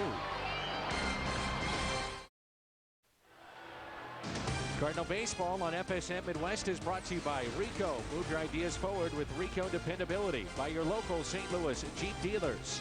And by Jack in the Box, we don't make it until you order it. It's a live shot just down the street, Union Station, near the ballpark here in Denver, Colorado. The rain continues to fall. You couldn't really tell it in that shot, but certainly you can now. The rain falling here at the ballpark. And the first pitch by Looper is taken for a strike on the outside corner. Here's a guy that in Looper that is highly motivated, and you see that Quintanilla was a member of the College World Series champions of the Texas Longhorns. They would win in 02 and then 05, but Looper highly motivated, Al. He's a free agent to be. Free agent to be. He's in a rotation. He's pitching extremely well. Getting run support. It's a good thing, huh? It is. Had a chance to visit with Omar's head coach over the weekend at Texas, legendary Augie Garrido. See, I knew Augie when he was at Cal State Fullerton. And he was also a player at Fresno State. Also went to, from Cal State, he went to Illinois. And I asked him at that time, I said, of all the players you had that got to the big leagues, who were you most surprised about? He said, by far, Greg Matthews. Really? Yeah. Here's a ground ball that's hit to second. The Cardinals drafted Kyle Russell, you might remember, out of Texas a year ago. Went down to the final hour, and he did not sign with the Cardinals. He had 28 home runs. That's a big power hitter, right? Well, he had big power hitter numbers. He's not a big guy. He's compact. He's not, you look at him and say, boy, he could put on 30 more pounds. But he hit 28 home runs for Texas, did not sign, led the nation in home runs, and he decided not to sign. He's come back for another year, and his numbers are way down and got off to a real slow start. And I've been doing a little Big 12 baseball here the last few weekends, and it's amazing to see. So he's a senior, so he uses all of his negotiating and bargaining power. Right, and you see, Al, some of the players that have turned down the chance to play professional baseball because they think they're going to come back and have a better year. Well, the expectations are, huge on those players and on their shoulders, and they can't put together the kind of year that they just had. And the one thing, it's like you could really cost yourself. Well, if you're going to make money, you make it at the big leagues. But so when you have a young player that comes out of high school, really, if he has unless he's being offered 7-figure stuff, go to college. Here's a ground ball and a diving stop by Turris. Gets up and not in time. As Holiday just beat it out. Reminiscent of the play last night in the 9th inning by Cesar Turris. Turris made a phenomenal play last night on a much harder hit ball, and that's why he got the out at first base. But here, this ball was hit pretty well. Dives, he's got to scramble to his feet. He had a little trouble getting up, and then you see the off-balance throw, and that was probably the difference, but still a great effort. Here's a high fly ball lifted out to left. Ludwig near the line, fair territory, makes the catch with 2 hands. You like to see that. Oh yeah, looking up into those raindrops and kind of stumbling like chalk line. Sometimes at times will trip you too. It's happened. Yeah, blade of grass here or there, or chalk lines. White Sox pitcher Gavin Floyd, by the way, has lost a no-hitter with 1 out in the 9th. And you'll see that coming up on the postgame show. Max Alex Linewand, our fine producer back in St. Louis, informs us he lost that no-hitter in the 9th, and you'll see the highlights coming up on the postgame show. He's also lost a shutout. In the air to deep right. Barton is going back. He makes the catch near the wall. Atkins flies to deep right field. And the catch made by Barton sends us to the 7th. Kennedy, Pujols, Ludwig coming up. Nice play by Brian Barton.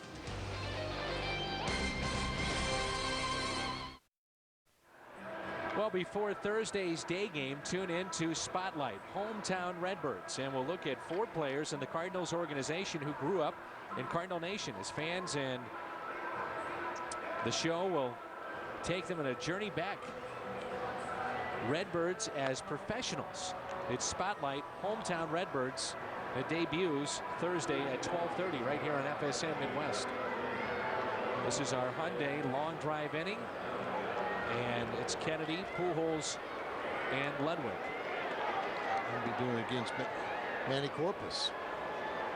Corpus, the former closer. Bill Canny, by the way, is tonight's merchandise winner. The Hyundai long drive inning sweepstakes. If the Cardinals hit a home run, Bill Canny qualifies for the Hyundai Sonata drawing in September. To register, visit a St. Louis area Hyundai dealer. Corpus, another guy has more walks than strikeouts this year. 5-2 Cardinals. Get the feeling the Cardinals need some more insurance, even though they're up by 3. Yeah, you kind of get that idea. See the former closer with a very high ERA. His ERA was 9.45 in save opportunities. That was in 7 games with no save chances, but he can get ground balls. They really figured they had something. They really weren't worried about him at all, and then he just had a hard time dealing with the pressures of closing. Well, we were talking about young players in college baseball for the 2nd consecutive year. There's a diving play and a stop made by Todd Helton. It'll be the Tampa Bay Devil Rays. I should say the Rays. Take away that D word. They've got the 1st overall pick. By the way, the Champions Club is the new spot to be.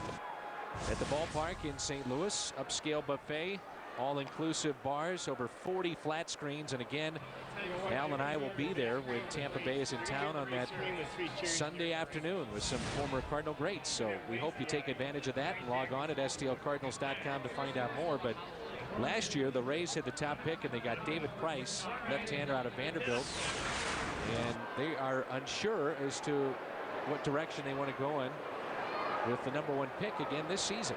There is no clear-cut #1 apparently in the upcoming draft. Cardinals, by the way, might want to take a look at Chris Long's brother, Howie Long's son. He's apparently a 1st-round pick. A pitcher, right? That's right. I think he's a left-hander. I think you are correct. Apparently he throws in the mid-90s. So you could have a couple of Longs in St. Louis. Long necks. What? You went from, well, I know what a long neck is, but you went from Chris Long to a long neck. I mean, I know we have our Bud Sports crew. Oh, I figured they would, give me a standing ovation in the truck for that one. You haven't seen a shot switch from Albert Pujols. I mean, they're on their feet. Al, way to go. From Chris Long to long necks. I thought Larry Lubers had a long neck too.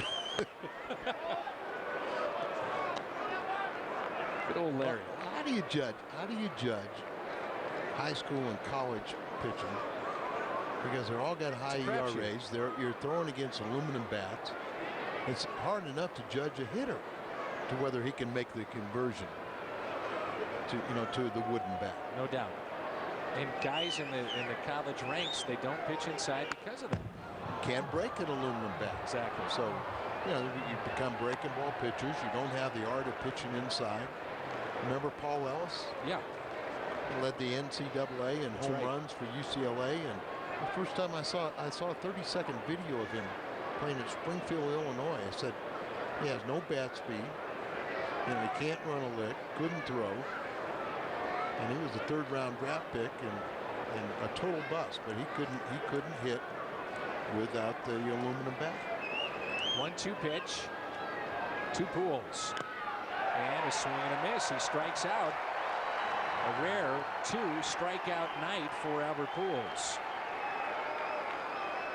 Let's go pitch by pitch. Corpus and Albert Pujols, brought to you by Chevrolet.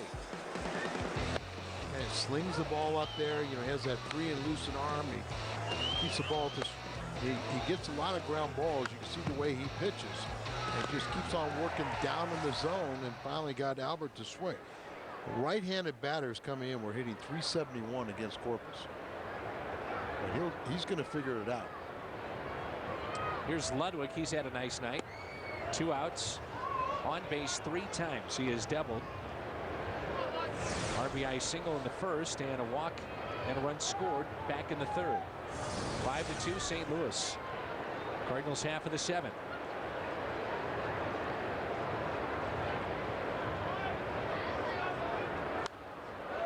Ludwig pops it foul. How about this, Al? Albert Pujols, 53% of the pitches going into play tonight that he has seen at the plate have been balls. I mean, no one is looking to pitch to Albert Pujols. That's the highest among anybody in the major leagues. Well, he leads the major leagues with his 34 walks. 10 of those have been in intentional passes.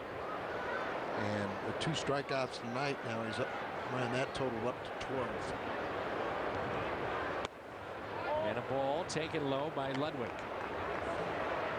One of the things, though, that stands out when you talk about Pujols is his discipline. Not a lot of protection around him. So, and he has admitted at times he gets impatient, frustrated, but yet he does not expand his own. More times than not, he doesn't. Sign of a great hitter. Gets his pitch and he drives it. 3-1. And what is helpful is, like tonight, even though he did get a double and extended his reaching base, you know, he's got the supporting cast that he doesn't have to do too much, you know, because the other guys have banged out 10 hits, scored 5 runs. Doesn't have to shoulder the load tonight. Ludwig. 3-1 and another base hit for Ryan Ludwig. On base 4 times tonight. 2 singles, a double, and now he is on base for the 4th time. We'll go along with a walk as well. Drove in the first run of the game back in the first inning as he scored Albert. But watch him go down and get this pitch. I've always thought he was a low ball hitter. And he proves it right there. I was talking to Ludwig today about his at bat last night, which proved to be a base hit RBI. And he saw a slider. And you're right. You know, it was another pitch that was down low, and he went and got it as Gloss rounds to Corpus, and the Cardinals have stranded 6. Time to stretch here at Coors Field in Denver, Colorado. 5-2 St. Louis.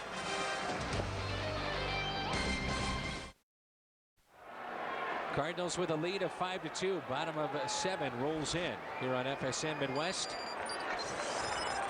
Pop, Iannetta, Barmes. First pitch, left center, and Keel on the move. I think I can recall maybe 2, possibly 3 times he's taken a bad jump on a ball. He gets pretty good jumps out there. And see, that is the perfect, you know, line drive that goes left or right to where he gets a good jump and he can judge, you know, the height of it. That's why I think he's much better playing center field than we saw him last year in right. No walks for Looper tonight. There's pitch number 83, so his pitch count is low with 1 out here in the 7th. Here's Iannetta, who touched up Looper for a home run his last time up. We haven't talked about that left leg. 1 ball, 1 strike, which apparently is not a problem. No, he said it wasn't. May have just cramped up slightly. Looper has kind of reinvented himself. A guy that used to throw in the high 90s, and now he has sacrificed velocity for movement, sinker, and location. And the sinker has been very effective. He's got the slider. He's got you know, split finger. Yeah, but look at what Dave Duncan saw is look at the big and he's big, strong, and he's got multiple pitches. So that's what he could envision, that he could develop into a starting pitcher. And Looper embraced it, and now he really likes it. 2-2 pitch. Pitch that's up and pulled foul. The other thing I love about this staff, they work quickly too. Yeah, and some of his pitches starting to get up this inning. That's a sign where you start getting a little bit tired. But with this cool air here, it's going to invigorate you. And also, you ever gone skiing up here? Oh yeah. And you know how this altitude, you get a little windy. Popped up. Looper directing traffic, and it's going to be Glaus. Let's take a look at our Hardy's hot pitch of the game, and this is Looper to Iannetta. This is a major league pop-up, and see, he got him uppercutting. He hit that ball a ton in the air. The only thing he knew is he didn't want any part of it. He was glad that he could Glaus had a beat on it. But I'm getting out of the way, he says. Well, that's what I love to see, because if Aaron Miles, and if we can pan to the right, you may see that he is with the rest of the staff. Oh yeah, Aaron Miles with Loge and Pinheiro and Wellemeyer. So because he made 2 appearances last year on the mound, he's a pitcher? Yes. Well, I had as much fun with those outings. Spezio had a couple of them, but I hope we don't have to see it. The ground ball out over to third, and we move to the 8th. Looper is through 7. The Cardinals have a lead of 5-2 here in game number 2. And Keel, Molina, Looper coming up. Friday night, get a look around the major leagues. It's 5-2 Cardinals over Colorado. It's the baseball report, covering every team all season long. Highlights, interviews, and analysis you don't get anywhere else. It's the baseball report. We'll be in Milwaukee. Coverage begins at 5:30. Our hour-long pregame show at 6, and then the play-by-play coming up at 7. Here's Rick Ankiel against Corpus, former closer. Started the season for the Rockies. 5-2 Cardinals here in the 8th. Some finals already in the National League. Pittsburgh over San Francisco 12-6. Atlanta beats San Diego 5-3. Florida blanks Milwaukee 3-0. And the Cubs, as Al told you, beat Cincinnati by the score of 3-0. Zambrano with the win in that game. And for those of you that didn't see that article in USA Today, there was some talk about Ken Griffey Jr. maybe being traded from Cincinnati. And one of the places that he talked about was finishing up his career with the team that he started with, the Seattle Mariners. Griffey is not lobbying for a trade, and Walt Jocketty was asked about it before the game tonight. He said, we haven't approached him, but that doesn't mean we wouldn't do it. Well, he has a $16 million option and a $4 million buyout too. He's a player with 10 years of experience in the majors and 5 with the same team, so he has the final say. 10-5.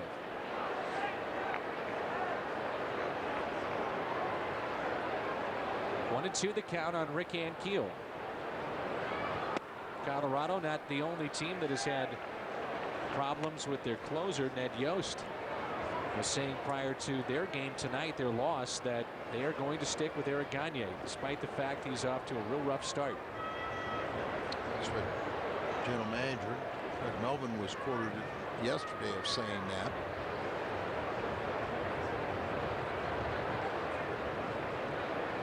Two-two pitch to Ricky Ankiel.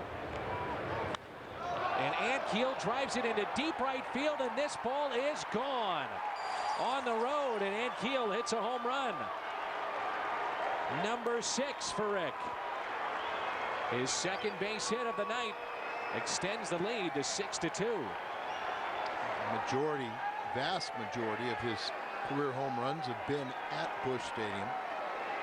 6 home run here this season, and that to me is real important to pile on and give a little more insurance for Looper. Look at him sling that ball down there, and it's going to stay down, but look at Rick go down and get it. and lifts it into the second deck. He's had quite a night. A couple of base hits and the defensive play of the game out in center field. Molina, base hit into right. His first base hit. 3 hits last night, his 4th in this series.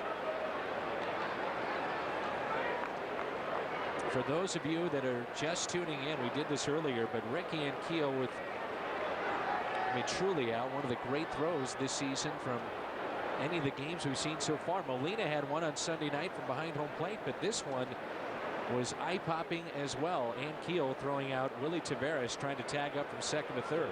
And that's what made it the exceptional effort, because Taveras, a guy with phenomenal speed, was on at second base trying to tag up. Let's take a look at it. Rears back and just fires a strike. Troy Glaus trying to deke Taveras, and the throw right there is sliding right into the glove, and Taveras couldn't believe it. Here's Looper, who leads the National League in sacrifices with 4. I've seen better throws from right fielders. Clemente, even a Mark Whitten, if you want to talk about the Cardinals. Larry Walker had a cannon. Oh yeah, Larry had an exceptional arm. Who was the best arm that you saw, you think? Well, I saw Clemente, and I mean there was a lot of guys that had good arms. Off of Corpus's glove, and they're still going to turn 2. Concentration out there from the second baseman of the Rockies. That's a nice play. It's 1, 4, 6, 3 in the double play.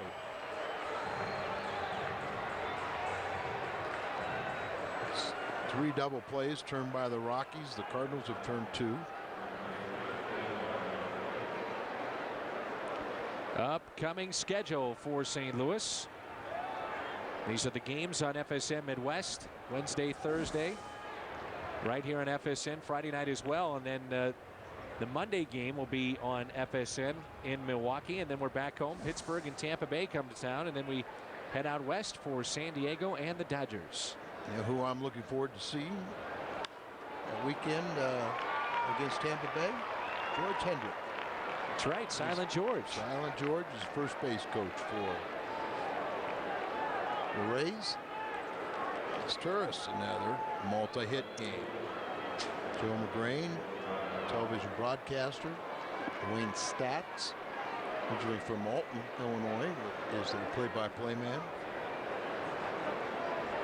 Base hit for Isturis, his second hit, and here's Brian Barton. And a lot of young talent, right? Oh, man.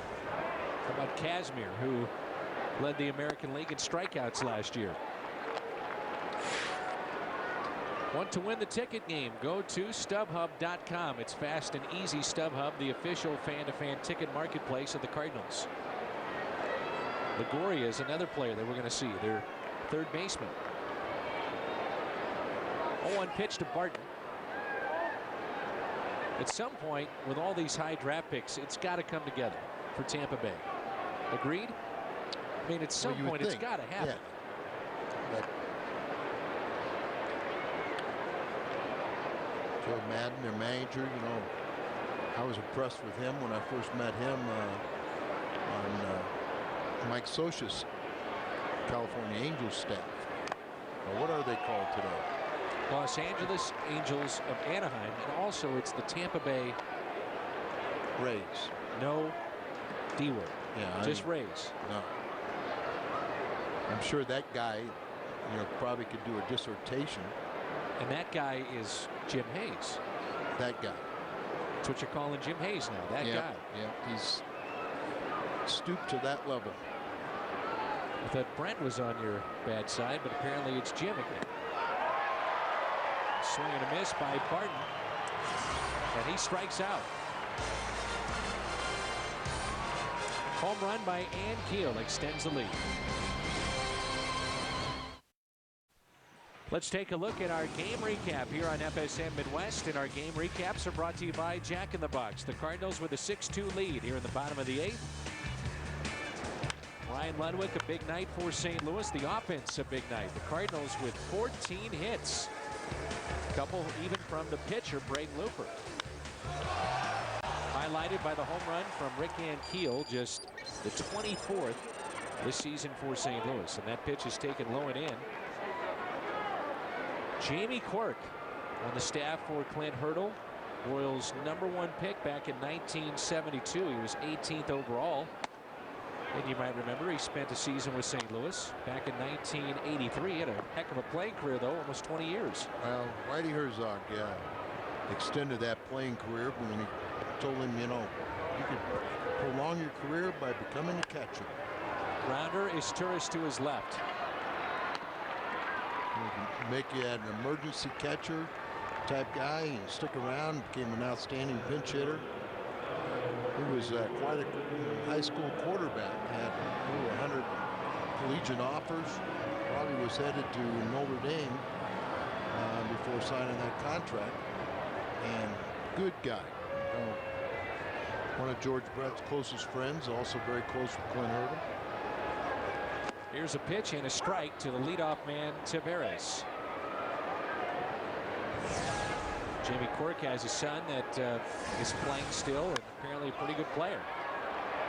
A chance to make it to the big leagues, and this is Ludwig calling for it. Calls off Isturis. How good has Looper been? Well, here's the question, and I'm not sure what the pitch count is. It's roughly around 90, and Schumacher is in right field, but 97 for Looper. If he gets a quick out here, do you extend Braden Looper to the ninth? Of course you do. It's not a save situation. I don't know if it's that easy. This is Coors Field, I mean, there's not many complete games at this ballpark. Put humidifiers. So that's the reason that Looper's still in this game. That's because he's pitched very effectively. Very good tonight, and I think if you look, and we'll talk to him tomorrow about it, but you go back to the first inning, and I don't know about you, but he didn't seem overly comfortable. No, everything was elevated. Taveras got a base hit. Quintanilla got a base hit. And he got a pop-up of Holiday, and then the double play we showed you where the fly ball out to center off the bat of Todd Helton, and he threw out Taveras trying to go to third. That was really helpful. Second inning came out and he looked much smoother. 1-2 pitch. Quintanilla lines it into left center field, extra bases. This will roll all the way to the wall. And Keel comes up firing again. On its way to third. He got him again. Oh, what a play from Rick Ankiel. All the way from the track to third. The second time he has done it tonight. An unbelievable throw from Rick Ankiel.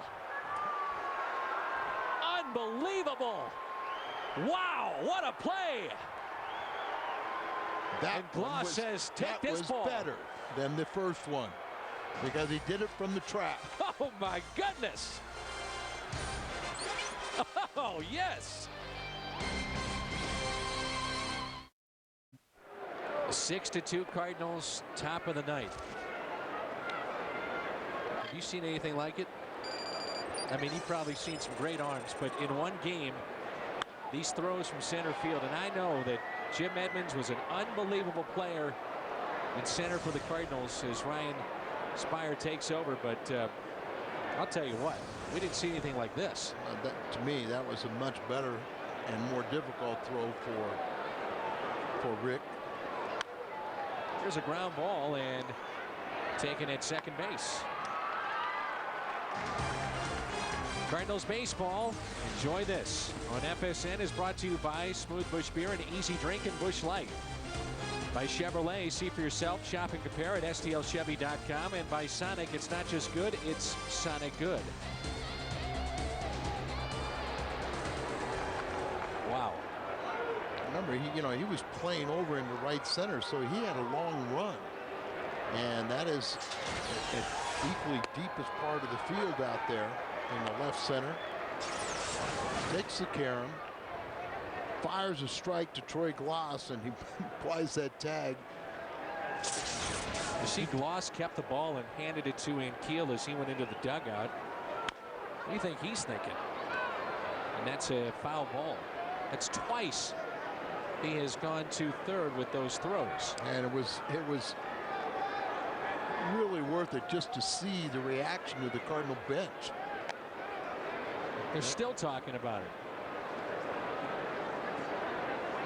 Larry Walker's shaking his head. He used to talk that way about me.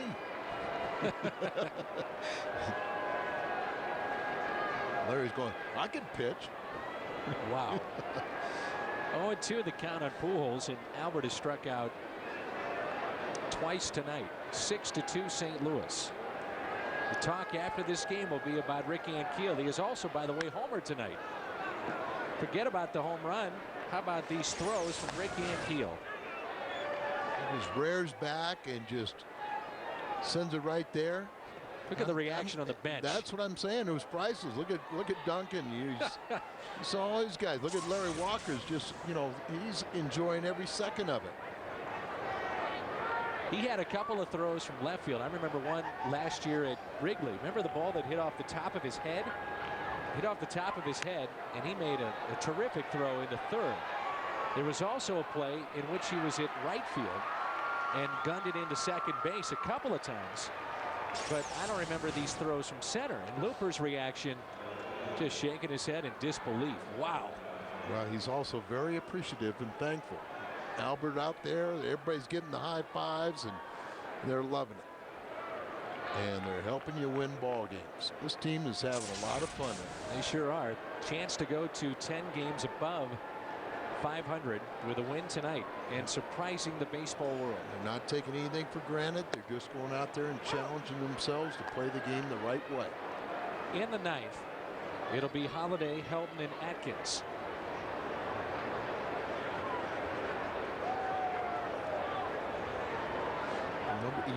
Here Ludwig's going to get his 4th hit and be on base 5 times. How about that? Nobody's going to talk about it. Nice prediction, partner. He's on his way to second base. It's a second double. He has 2 singles. He has an RBI, a run scored when he walked, and nobody's going to even remember it. 5 times on base and 4 hits, 2 doubles, run scored, and an RBI for Ludwig.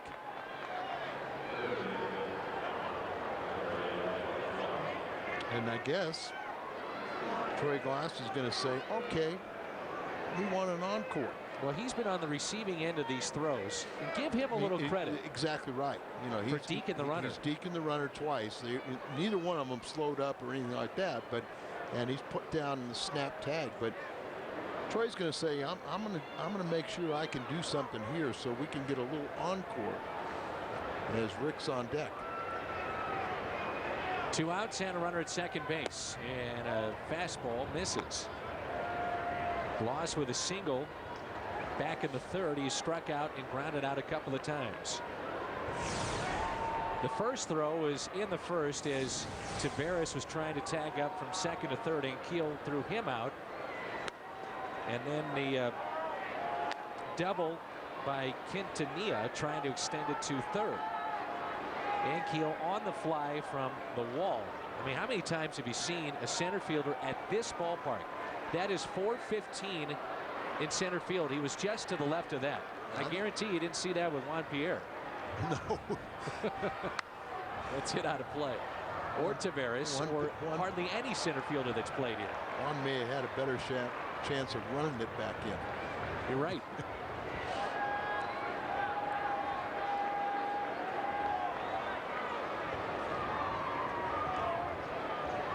Would you love to see him come up with a couple guys on? Oh, man.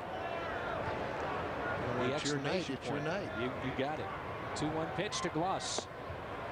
Low and outside. 3-1. Well, this series for the Cardinals, the play by Pujols last night, and then the 2 throws from Rick Ankiel tonight. A little bit of everything. And we haven't even talked about the fact that nobody is getting loose in the Cardinal bullpen. So it's Looper's 9th inning coming up, and here is Rick Ankiel.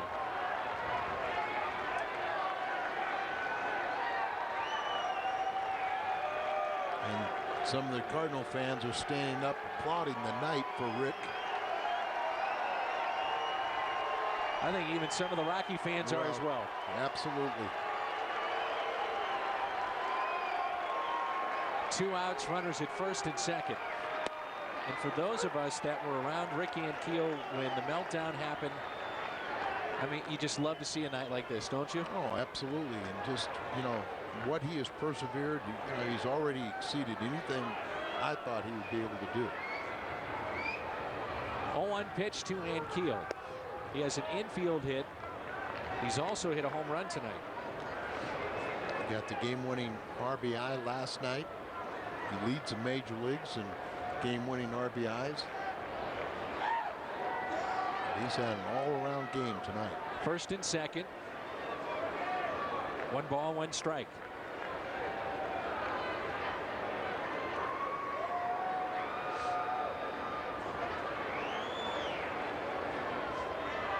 The 1-1 pitch to Rick Ankiel. Here it comes. Big cut. Fouled out of play. 1-2. Well, he's got the 2 outfield assists. 1 out 2 home runs. I'm sure St. Louis tonight is buzzing over Rick Ankiel and what they've seen on FSM Midwest. And I'm sure they're buzzing about what Ludwig's done, what this Cardinal team has done. And don't forget Looper's outing. This, you know, once again, you keep on coming up with team victories. Not relying on Albert Pujols, not relying on one guy or this guy. Just methodically getting the job done.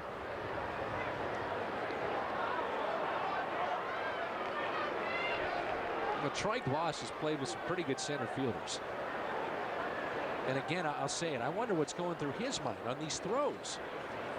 Give him credit for deking the runner. But wow, what a just amazing display of arm strength from Rick Ankiel in center field. And when we say deacon the runner, those runners are not pulling up because they're thinking there's not a play. You know, he's trying to sell it that Rick is not throwing the ball there, but they're all running hard. He's just making an exceptional throw. Ankiel, a hard hit ball to first. Helton will flick to his pitcher, and we head to the bottom half of the ninth. The Cardinals have stranded 9. Ankiel, the story of this game. Part of the order for the Rockies coming up.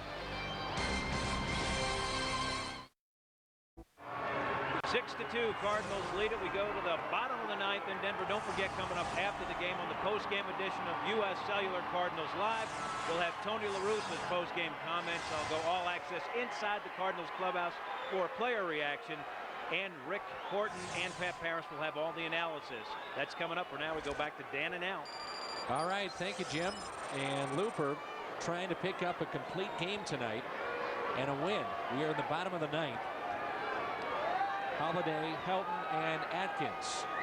He does it. It's the heart of the lineup of the Rockies. 33 complete games in this ballpark, and 9, that's it, by opposing pitchers. The last by Chris Capuano. 2 balls, no strikes. They'll keep a watchful eye, I'm sure, on Looper as there is activity in the bullpen. It might be one of those situations where if one man gets on, that could be it. Ryan Franklin is warming up. And Tony, the last thing he wants with the pitch count at 103 is to go out there and walk the first man. There you see Ryan Franklin.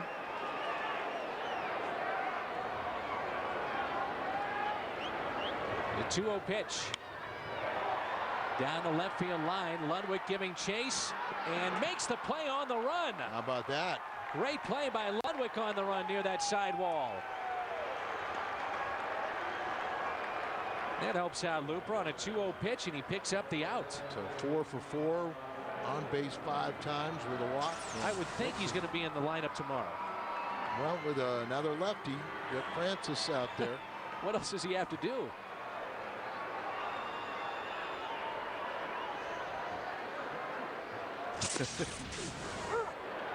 Strike 2, Todd Helton. That play is still stayed fair, right? Right on the line. The 0-1 pitch. Make it 0-2. That's all Looper needed, trying to get him dialed back in. 0-2 pitch on its way. Helton looks at a ball outside. The first inning was back-to-back singles from Taveras and Quintanilla. Going to pop out by Holiday And then that was the double play, the first of the 2 throws from Rick Ankiel, and it just seemed to settle Looper, down in this game. After that, he was a different pitcher. These next 2 outs will drop his ERA below 350 and win his 5th game, and the Cardinals 22nd. Elton, foul ball. Last time out, 6 innings, 7 hits for Looper. The previous start was 7 innings and only 2 hits. That was the Friday night game in which Isringhausen blew a save, and the Cardinals eventually lost 3-2. The 1-2 pitch. 2-2. Elton tonight is 0 for 3. Pitch count of 110 for Looper. See, good ratio. 2-2 pitch. Line drive, left center field, and Ankiel won't get it.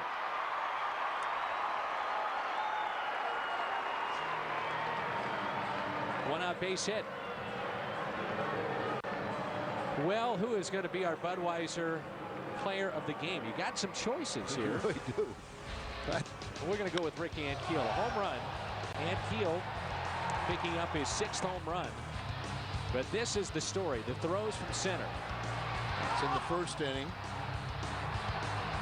Here he goes, Quintanilla, and nails him. So 2 of them he nails at third base. He also had a single on top of that.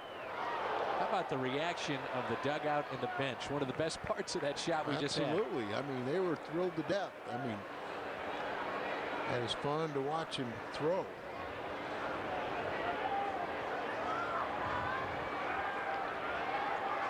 The 0-1. And remember this way back when it was Mr. Duncan looking at Braden Looper, and he picked up something. Well, he was kind of, spinning off. He's standing a little too erect and not using his lower half and tucking. So the rotation, he didn't like that front shoulder, and that keeps the ball high. In the 1st inning, the ball was up there a little bit. That's a base hit into center. 1st and 2nd with 1 out. This game is not over yet.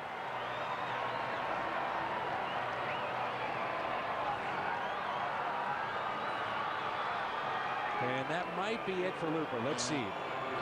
Tried to give it all, and you have to commend him. Miles is going in as part of the double switch. So Looper will go 8 1/3 tonight. You see Tony go to the home plate umpire. Double switch upcoming. Franklin coming in. Cardinals bullpen has been very good so far this year. So Miles will check in for Kennedy. Franklin coming in for Looper. Great outing. 6-2 with 1 out here in the 9th. The Cardinals bullpen this season has been outstanding. 31 holds, and 11 of those coming from Ryan Franklin. 8 1/3 for Braden Looper. 10 hits, 2 runs. Those were earned. No walks. That's the key in that line, and he struck out 1. Yeah, that was the key. No walks. It allowed him to get to the end of the 9th. He got the 1st out, but bring in Franklin. You say he leads the major leagues with those 11 holes. This is a save situation. So see if he can get the final 2 outs, pick up his 1st save of the year. Brad Hopp will be the hitter with 2 runners on. And it's a good day, because you can give Izzy a night off.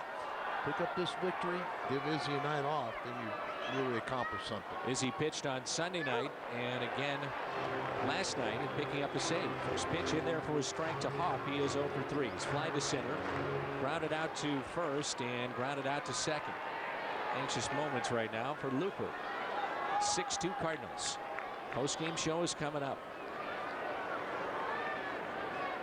Up and in, 1 ball, 1 strike. Cardinals bullpen a year ago, they were 58-3 with leading after 6 and a 30-12 record. That was best in the National League. This year they just want to pick up the holds and saves and let the starters have the wins. A strike, a high strike. And that's strike number 2. Remember, Hopp has 3 home runs, 2 of which have come against the Cardinals. It was 3rd last night. Franklin initially having a little trouble getting the ball down. Cardinals have turned 2 double plays tonight. 1-2 the count.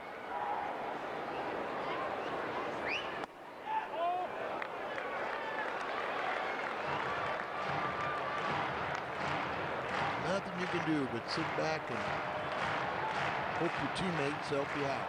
Or stand because you're so anxious. Last pitch was pretty close. Taken for a ball. 2-2 the count. Fouled away.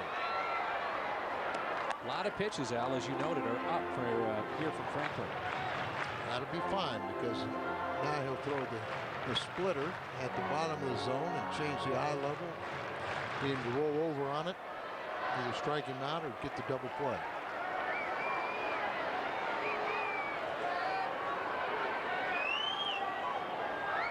And a swing and a miss. He struck him out. Through the fastball. And out away from victory number 22 for the Cardinals and victory number 5 for Looper. Fastball right by him. Looper has to love that.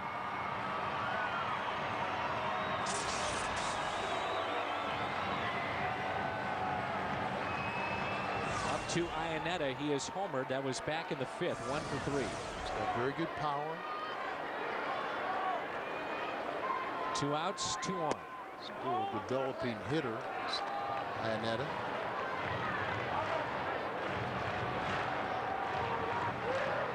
Would Jim Hayes be able to get Ricky Ankiel on the postgame show? 2 days Is that in a his row? target? Yeah. 2 nights in a row, possibly. Or an out away. We'll have to see. Postgame show coming up here on FSN Midwest. Here from Tony La Russa and the players.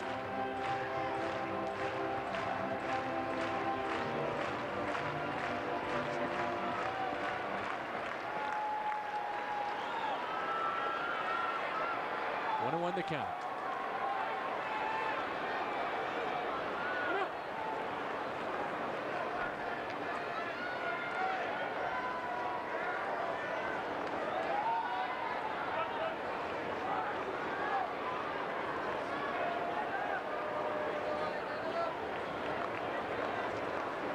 Next from Franklin, way outside. Almost got by Molina.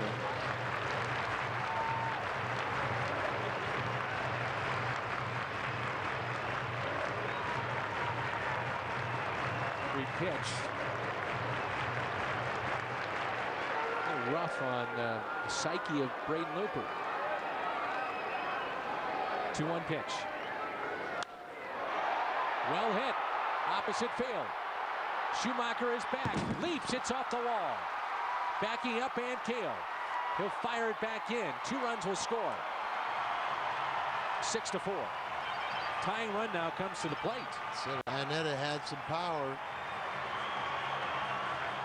He was a semifinalist of Dick Hauser Trophy, the College Player of the Year. It also was a Johnny Bench Award for the top catcher in collegiate. And Schumacher going back on that just beyond his reach. This is Franklin's game. Nobody else warming up. Fuentes is warming up for the Rockies if they to tie it up. Barmes with 2 home runs this season.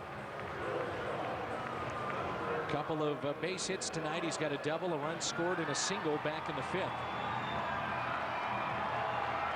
He represents the tying run at the plate.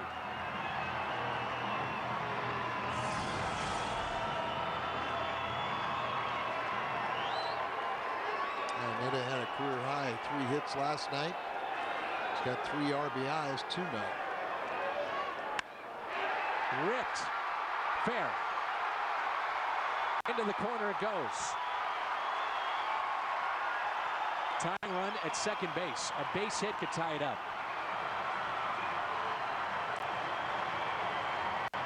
Third hit for Barmes.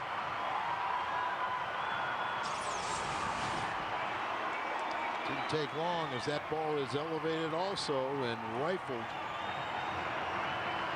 into left field. Look at a ball game right here. Well, the potential winning run is at the plate. Jeff Baker. And again, you're talking about it, Al, but everything has been up from Franklin. Jeff Baker. Led the Rocks in pinch hits last season with 9.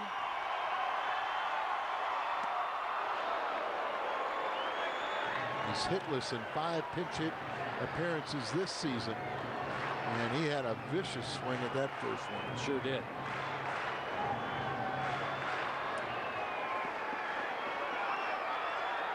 Tying run, Barmes at second base. 6-5, St. Louis. 2 outs, bottom of the 9th. The next to Baker. 1 ball, 1 strike.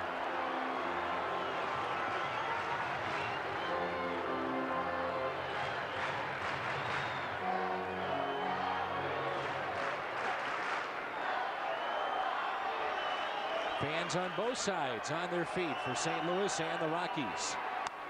Strike 2. If you're Franklin, what's the pitch choice here? Well, something to keep down and away. You know, he's got that slider that is very effective. He's got a splitter, and they're going to talk about it right now. I think it's got to be his slider to a right-handed batter. A lot of longevity with the coaches and managers here in Colorado. Clint Hurdle, George Karl, Shanahan for the Broncos, even Joel Quenneville, the former Blues coach. And Clint Hurdle's been around since 2002. He's seen a lot of long nights this ballpark. A lot of comebacks too. Well, we talked about it earlier that it seemed like the Cardinals just needed to add on. They got the extra run. With the difference in this ball game, the home run by Ankiel. Will it be enough? Could be another game-winning RBI. The 1-2 pitch. Let's hope it's not, though, because you got to go back previous to that Ankiel home run. If they tie it up, all bets are off. I would just be very happy to have Ludwig have the game-winning RBI back in the first inning. It was a single after the double by Pujols. Ludwig on base 5 times. One of the stories tonight, along with Ankiel, and the pitching of Looper. The 2-2. Got inside just enough.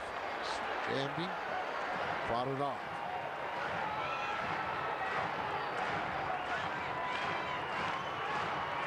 Six-5 Cardinals, 2 outs, 2-2 the count. 27 hits in this game, 15 by the Cardinals, 12 by the Rockies, and we're going down to the final, possibly the final pitch of the game. Outfield is straight away. Here it comes. In the air to center. Fittingly, Ankiel puts it away. Final pitch of the game. You got it. And the Cardinals hold on for the victory. 6-5 our final tonight. Rick Ankiel, a big night with the home run. The outfield assists. 15 hits for St. Louis. The Cardinals win it 6-5. Gut-wrenching at the end, but the Cardinals hold on. Stay with us. Post-game show is coming up with Pat Paris. 6-5 our final. Well, the game is over with a Cardinals win, but Rick and I are standing by to bring you U.S. Cellular Cardinals Live. Rick, your thoughts on an entertaining ball game? A little hairy at the end. Braden Looper deserved the victory. I'm glad he got it. It's his 5th. Everybody in the Cardinal lineup had at least 1 hit. And we'll talk about that and Rick Ankiel as well as we bring you U.S. Cellular Cardinals Live, because coming up, the 4-game series halfway complete. Could the Cards and Rockies top Monday night's madcap finish? Well, almost. And the Cardinals have drawn more walks than any other team in baseball this year. We'll put on our hiking shoes and show you why. And we'll take you all access inside the Cardinals clubhouse in Colorado for a post-game reaction and bring you Tony La Russa's comments on tonight's victory. That's U.S. Cellular Cardinals Live, and it's coming up next on FSN Midwest.